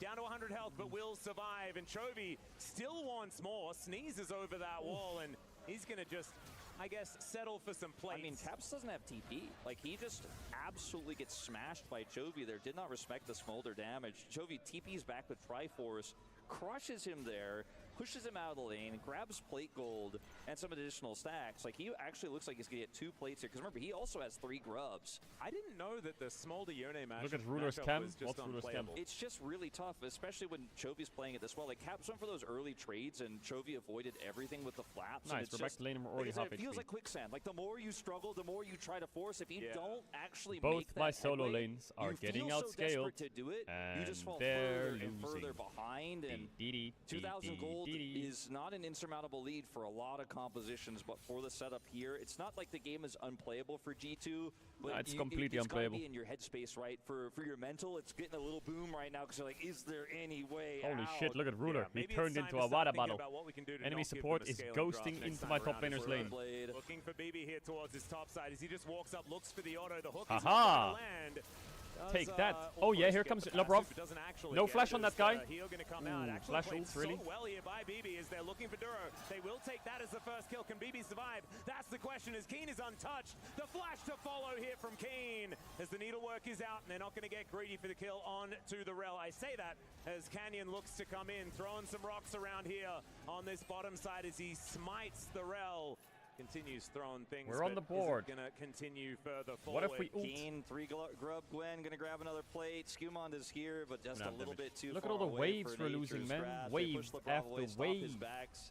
Wave after And wave. man, it's just getting tougher and tougher. Because I actually watch how Broken Blade plays this. He sees that Duro's looking for the greedy route into Dredge Line Connect, and so he decides to actually get the knockback first. It's actually really smart here. Is able to then avoid the Dredge Line, go for the trade back here. Unfortunately, despite an amazing timing here on the re-engage for Lebrov, just takes so much damage because another Dredge Line goes through. He's held in place for Keen to come over here with a big lead to take him out. I feel like everyone's playing League of Legends, and Duro, with his spellbook, is playing like a different game. I'm gonna ghost gang top. I'm gonna TP top. I'm gonna use my exhaust to 2v2 bot. I'm gonna run mid. Like, what is he playing? Be one of those positives, I do not think, unless He's playing like fucking Jackbox Party or the fuck that game's called. He's doing whatever the fuck. Nicely played. Phase Rush is one heck of an ability, isn't it? Yes, it is. He's playing Pummel Party minigames. Oh yeah. Ruler is not going to get caught, as this is just going to be a turret to go down here. Feats of strength were already Gen G's, but they get the first turret as well. Oh dear. Okay, never mind. There was no one there to follow up on Hansama. Bit of a check-in on Chovy, who's at about 170 stacks right now. 15 minutes. does have, 50 odd to go before he does hit that The fastest possible for a mid lane Smolder is usually around 17 to 17. How big's the gap? And he's kind Well, of what's the distance between the Earth and the Sun? If he's left to his own device, if he gets to get into another skirmish. Caps will trade a turret back, by the way. Yeah. He has Kumon here to help him get out. I don't think Genji will be able to punish. So that's a big win. Multiplied by a billion. First item. Caps has been behind Chovy for so much of this game. Spent so much time in the side lane just trying to catch up. Hasn't backed for a while. Should be able to pick that one up here, but I think we got a turret. What they really need here is an insane combo where Skumon catches somebody. Okay, the game's not over. I'm not gonna lie. I don't want to be that guy, but the game's not over. Hansama is able to clean up the kills. My Nexus is still up. My Corki is strong, and my Maokai can still press E. So realistically, your fight it's just this dragon is very important. And that's it. Like it has to be here. It has to be now. The Bork is done here for Caps. Hansama has his Triforce. Just this has keep to be up really the saplings. G2 winning a convincingly swimmingly fight. Wow, that came out hard. What if we just don't fight and we just poke, guys, with our comp thoughts? Yeah, what if we use our poke comp to poke? Over the wall doesn't huh? like it, as oh my god, we're gonna lose so many Tawas. Down this mid lane. Kill finish Canyon. off the outer turret. But Canyon is now going to be in a pretty awkward position. He's just so tanky, though. As the dredge line comes on through, Skumon going to get rooted, and they're just going to collect the jungler. He does make his way out, though, as they decide it's Labrov that dies first. And that is precisely what's going to happen. Duro looking a little worse for wear, as the rockets from Hansama are starting to hurt. But okay, and we lost G2 don't like the idea of a 4 versus 5, especially with Caps on the top side of the map. And they're going to see what they can do in the cross map instead as they give away Soul Point. I think G2 really wanted to try to play that a little bit slower, but things went a little bit awry there at the outset. And then it was just a quick reaction by Genji and Duro. Skumon gets caught, and that's the end of it. Caps could have TP'd in faster and tried to force a response from Keen and look for a combo there. It looks like instead he wanted to just threaten that side lane. The top turret's relatively vulnerable. If he's able to interrupt Keen's TP, for example, well, there's we ways got that their this could be Krugs. played out for G2 if they play it slow. Huh? But it's the worst possible scenario, right? Not only do they not get the fight they're looking for, they lose the fight, they lose the dragon. And I think that was their best chance to get back into this game, and they missed the opportunity, and Gen G are just coasting. Chovy is not going to quite hit the 17.5-minute 225, but he is 13 away. Yeah, 19 minutes ain't bad as Broken Blade going to be able to get the boot back as Keen. Okay, Teleport is that was going pretty to be nice. the answer here to even things out on the bottom side, but Caps really didn't want to use that. But to you get are down towards his 1.7k bottom lane gold as they were down. going for a bit of a 1-3-1. Now Gen G feeling like they will be able to utilize this man advantage as Chovy's flapping in there. Does sneeze on Hansama here. And the Brov just going to be backing away. Gen G unable to force, at least at this moment.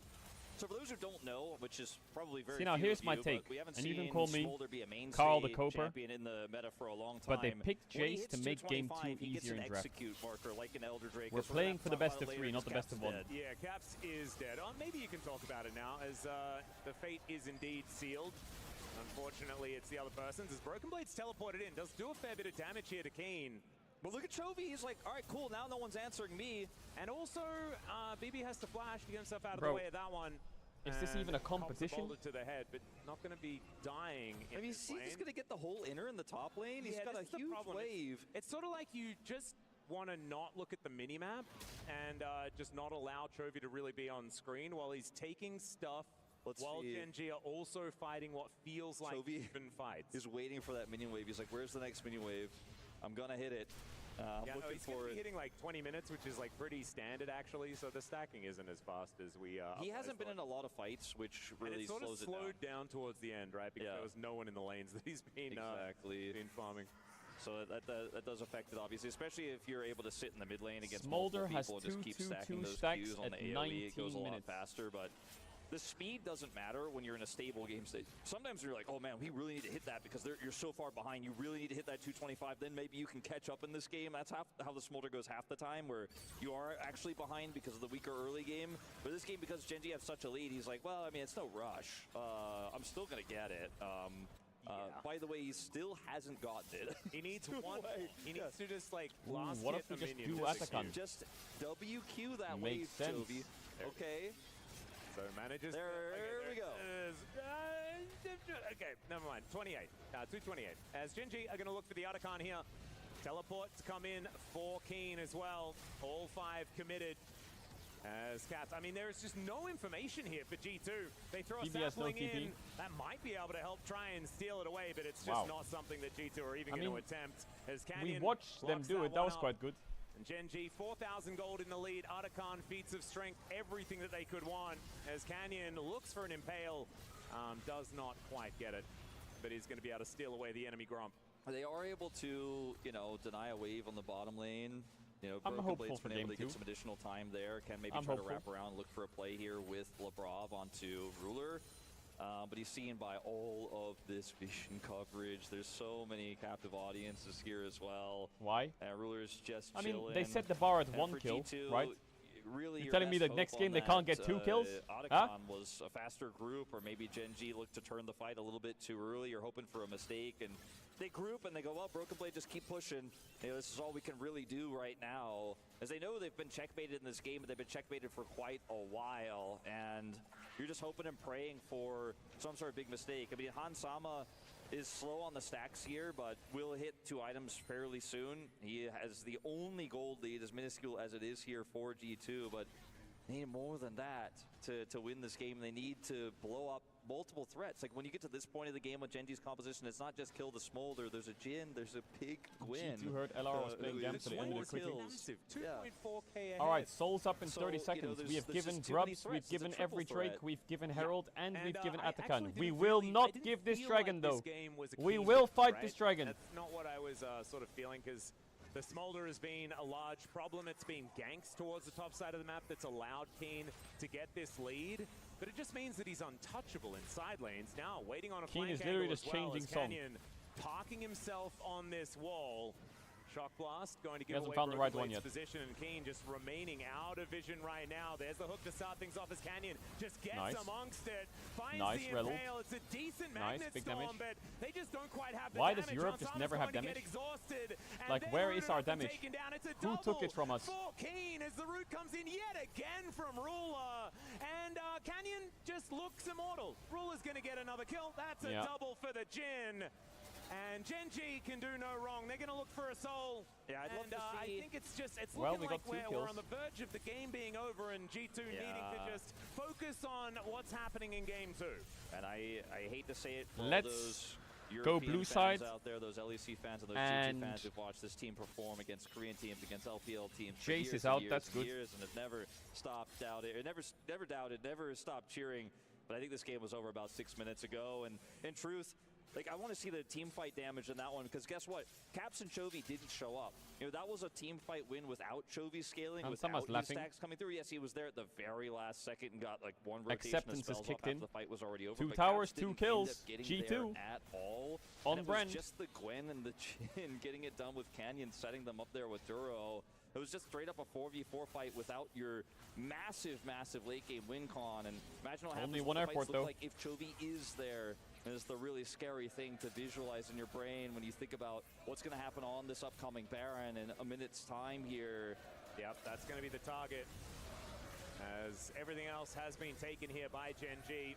Chovy just sneezing on some minions here on the top side. We'll be able to shove that wave forward. G2 haven't G2 lost, the G2 an fans are inhibitor turret cheering. yet or anything like that. The base is still intact, but maybe not for too much longer as Duro going down exceptionally low. Magnustorm comes in. Hansama will turn up to this fight as the Nature's Grasp comes on over. Mom not doing necessarily too much. It's actually reserved just for Broken Blade as Duro is able to Hansama hook is a going Merkwolf. in. Not necessarily the target they were looking for as Hansama Block. down to 0 health. Broken Blade going to get tagged by that first bullet, and Chovy just going to finish that one off as Caps ults over That's the my wall and then combo. dies. Don't It's a you dare. quadra-kill.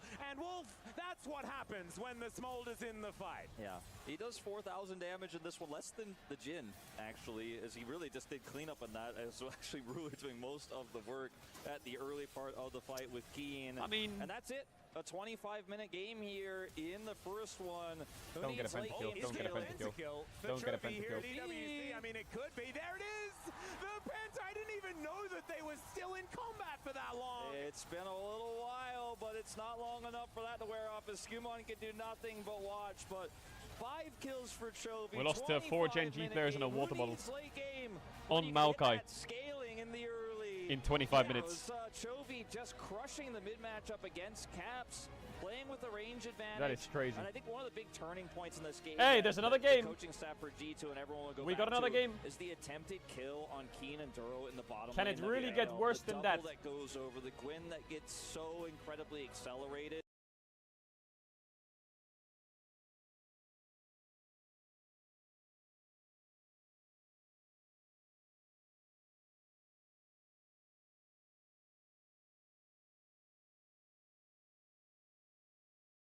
We spent a lot of this fight, like you were talking about, just trying to deal with Caps and what he was doing. Mom comes down a little bit later, and he's not even focused on where it's heading, right? He just wants to get these executes, and they definitely do come on through, as we know.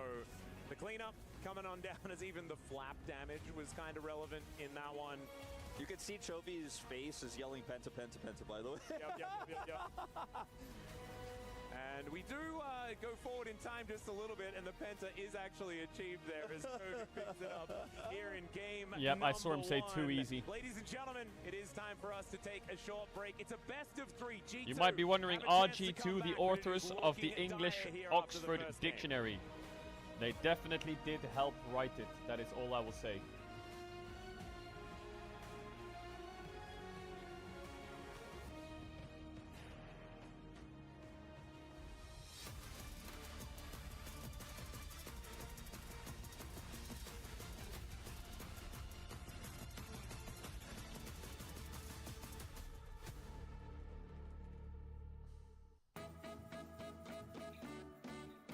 Welcome to Agree or Disagree. I'm with Caps, I'm with Skewmond, and the game is simple. Or disagree. If they disagree with each other, I'm going to get them to yap to each other about why. You ready? It's simple. Let's play Agree to Disagree. Teemo can be played seriously and in competitive play in League of Legends. Agree. Caps. You agree? I agree, yeah. Yeah, I agree as well. Yeah, I mean, there was one patch last year we almost played it. It can happen again quite easily. Europe is a better region than North America. Good. Now tell me why, and don't hold back. Maybe they did better at MSI, maybe they did better before. But right now, and looking forward, you will make a stump in there. Alright? Hell yeah, that's what I like Word. to hear. League of Legends would be more competitive if there was more than one map. I mean, like, for sure, right? There will be like a lot of possibilities. Maybe like jungle camps here, like maybe they will bring some new monsters and new way of like ganking or just playing your lane. Like even if the lane is different, your trade patterns will probably be different as well. So, Caps is the greatest Western player of all time. if you say disagree, which player do you think greatest than? I remember growing up watching like Bjergsen, watching XPK. These are like the mid laners that I looked up to when I was growing up. I know that I played like a long time now, and I also have done well, right? For sure. It still feels like weird to compare myself to what I guess what people have before me. The achievement speaks for themselves, and being on top for like so many years just is really incredible. So let's go outside of League of Legends. This one's strong towards countries. France has the best pastries worldwide. What? I mean, I disagree because we had a pastry on the way here. And it was not that great. From France, we were at the airport. Counter argument. Compared to the They were at the airport. Sure. And like, the one he's talking about is not from a bakery, right? Like if you go to a real bakery in France, you will see that it's like unmatchable by how tasty and how like we have so many pastry as well. So like you have the choice to take one or something else, right? And I think you can for sure find something that you will like. And if you go to a good bakery, it's gonna be like not even close. Just a general one that people have been in conflict for ages. Pineapple belongs on pizza. What? no. Caps is such like a rage classic, baiter. right? The Hawaii pizza. Wait, actually, did you ever try once? Yeah, of course. You actually like it? Eat it many times, yeah. Okay, so I cannot. I don't know. Like for me, it's just like some cheese, tomatoes, maybe pepperoni, stuff like this. And having a pineapple it just seems wrong. Berlin has the best doner kebab. I mean, the thing is, it's a bit of a tricky question. I never maybe to Turkey to actually try other donors, but for sure, comparing to France, like Berlin's kebabs, I mean, donors are just like absolutely insane. Like I just like it so much. We went once with the team, and it was just like magnificent. It's like a piece of art. So, thanks, gents. Appreciate it. Caps, Skewmond. Thank you very much. Thank you so much. Yeah,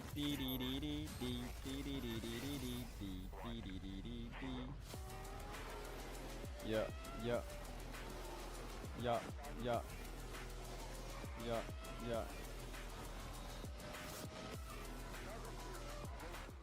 Chat, I have bad news. POV lost a game. POV lost a game.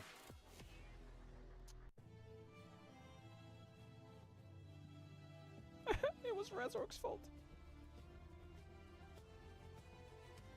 He is now 30-1.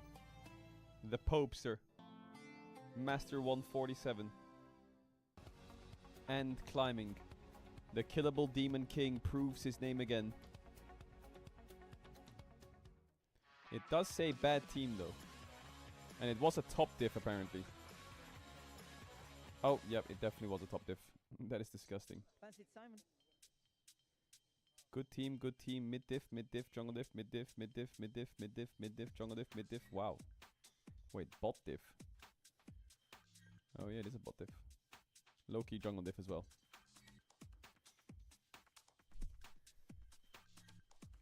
Get him, Poby.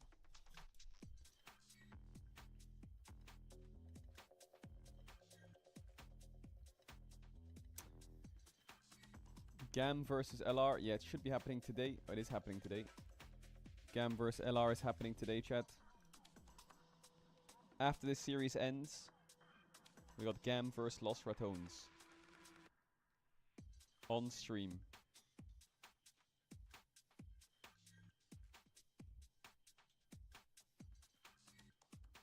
It is gonna go crazy.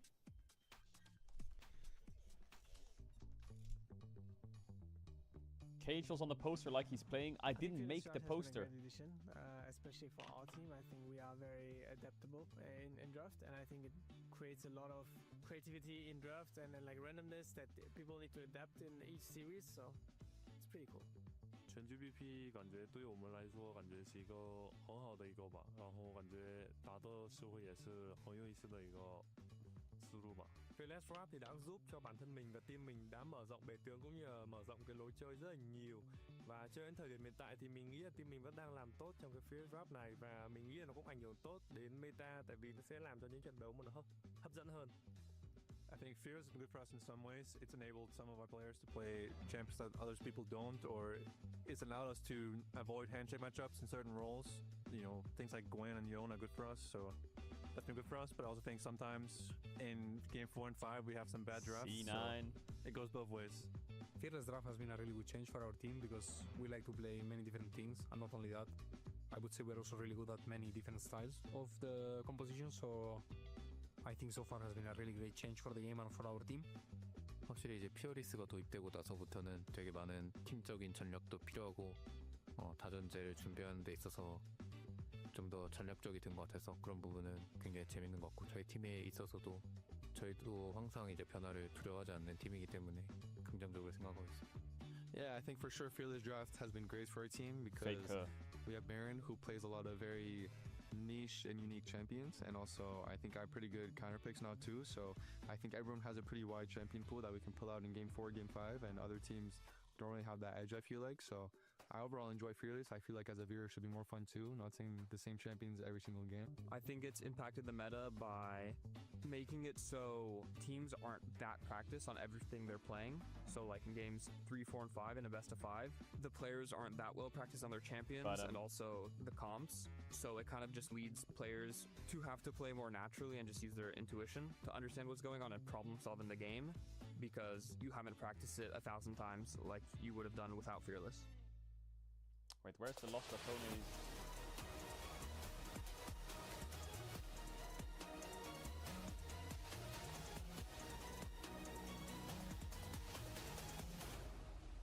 Okay, there we go. Alright, come on, G2. It was slow and methodical, but it was step by step, just like Gen G does, just like Gen G likes. And at first strike, Gen G struck first against G2. They are up 1-0 in our second semifinals as we try to figure out who will take on AGAL to become the second ever game winner here at the Esports World Cup for League of Legends. Welcome back, everyone, to the SDC Arena. Degon here alongside Valdez and Finn. Y'all, you heard Finn in that last series give a good cast. Give it up for Finn, everyone. Woo! All right, so Finn, you wanted to dive right on into the draft, so let's do that here as Gen G had a pretty solid plan against what G2 had. I mean, I feel like Gen G just drafted what they used to do in LCK. If you watched LCK, you've seen these drafts thousands of times. And I feel like G2's response wasn't really adept. I like the Maokai pick. I really enjoyed that for Skumon, one of his best champions. But I have questions regarding the Jace pick. G2 was criticized for not really playing Jace all year. And now, when Jace is kind of fallen out of favor, now they decide to bring it back into the Gwen. When the tools like Jax, who's, I think, BB has been very good on this tournament, was up and available. And I feel like the Jace didn't really accomplish what you want. Yeah, I like Jax. He was kind of getting pushed in early, and then he was kind of playing catch, kind of getting dictated by Gen G's tempo usage and the early game swaps. And he was really struggling to find a foothold in a game that was severely Gen G dictated.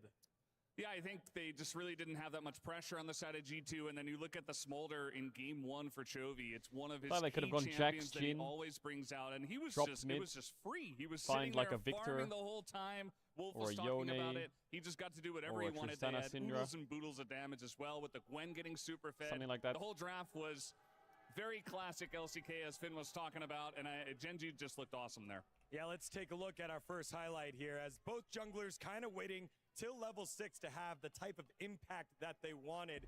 The Maokai, the Skarner, and it was this huge 3-man impale by Canyon, the former world champion. Yeah, that kind of lost the game, not gonna lie. I mean, really living the Scorpion dream, catches Yone at the back end of that ult, and here G2 just went for play after play. This 2v2 top lane jungle didn't really end up working out. BB, you see, he wants to dive this. Labrov is about to walk out, so he's a little bit late, and in the end, Duro cancels his recall, and they don't have the damage quite yet, not quite the item components that they need to really get that burst damage onto Keen. And Valdez, this is the type of thing we see teams attempt against Gen G, but as soon as there's a moment of hesitation, they are so good at punishing. I feel like LCK Skarners are so deadly, like Owner and Canyon on Skarner. You give them an inch, they identify it immediately. It's almost robotic. They are right on you immediately. And G2 never got an angle in this early game. Yeah, I don't know if Europe's ever really picked up the Skarner hype. More Gen G taking control of the game as you hear G2 step on. I don't know if EU's ever really like. Yeah, so here G2 really wants to contest this dragon. They want to use the Maokai saplings, but they get baited by this Herald on mids. Cannon drives it in. I don't had a bad game on Skarner today, but yesterday Skarner was crazy. In general. Tries to kind of angle to help Skumon, but ends up being the target of the engage himself. And now when you lost your engage support, you just have to give the dragon. But that was really the point. G2 wanted to get a dragon. They wanted to use the Razork did pick it a lot. You're right. They walk into their control, but you are white. Missing that opportunity, I think that was when the nail really hit the coffin. Yeah, let's put the exclamation point here on it in game number 1 with our third highlight here. Gen G really in control of all this, and they're able to absorb the pressure that G2 put around the Drake. Just a beautiful surround here from the side of Gen G. Canyon's right over the wall. He knows how fed and how tanky he is. He just tanks everything, allows Keen to get the perfect flank, and immediately you just have the damage follow up. Jovi's not even there for the beginning of this fight. It just doesn't matter. Gen G are so far tomorrow ahead, is T1 versus, I guess, from Gen G. Gen G when G2 reverse sweep this, and in the finals, kind of give me your thoughts here. Given the fact that they G2 versus went a little AL. unorthodox in the top lane, they went Maokai in jungle. I feel like there are things up here. It's nice that we get a best of 3 and a best of 5 tomorrow. Okay, pause. Take a deep breath. Deep breath, everyone. G2 side, deep breath. And we'll look towards the future. Okay. A lot of the power picks are still up and available. There was a lot of mid lane bans, and I expect us to see a really similar draft phase with all these mid lane bans being taken out this year. To tell you, I don't think they'll get through. But I think most likely what we're going to see G2 hone into Skumon and try to find him an early skirmish jungle, because I really feel like he needs to get a foothold in this game. If the jungle is not really facilitating the lanes, it becomes really hard to play the map and really hard to really propel the game forward. And we need Skumon to be comfortable. The Maokai didn't work out, so we got to try one of the other picks, like the Xin Shao or the Wukong, I think. Yeah, we've seen what happens when these junglers that dictate the tempo don't get going. We saw it in last series. Tarzan was able to stifle Owner. Here, how does Gen G slow down G2 and book their ticket to the grand finals? It's, I think it's Gen G are in the driver's seat right now. You know, I think for G2, they need to pull out something. I'd really love to see Caps on something like he's played earlier, like a Syndra, like a LeBlanc. Try to throw Chovy off because Chovy, again, he just got the free laning phase. Chovy will just pick Victor, he needs to be pressured. put music they need on, to do something about Canyon as smile, well as blink, was talking about. have There are a 4 lot on of questions CS, to be answered here. and one-shot now everyone. We're standing next to the game trophy here for League of Legends, but this isn't the only one that's on the line this weekend as we send it on over to Free Fire. Free what?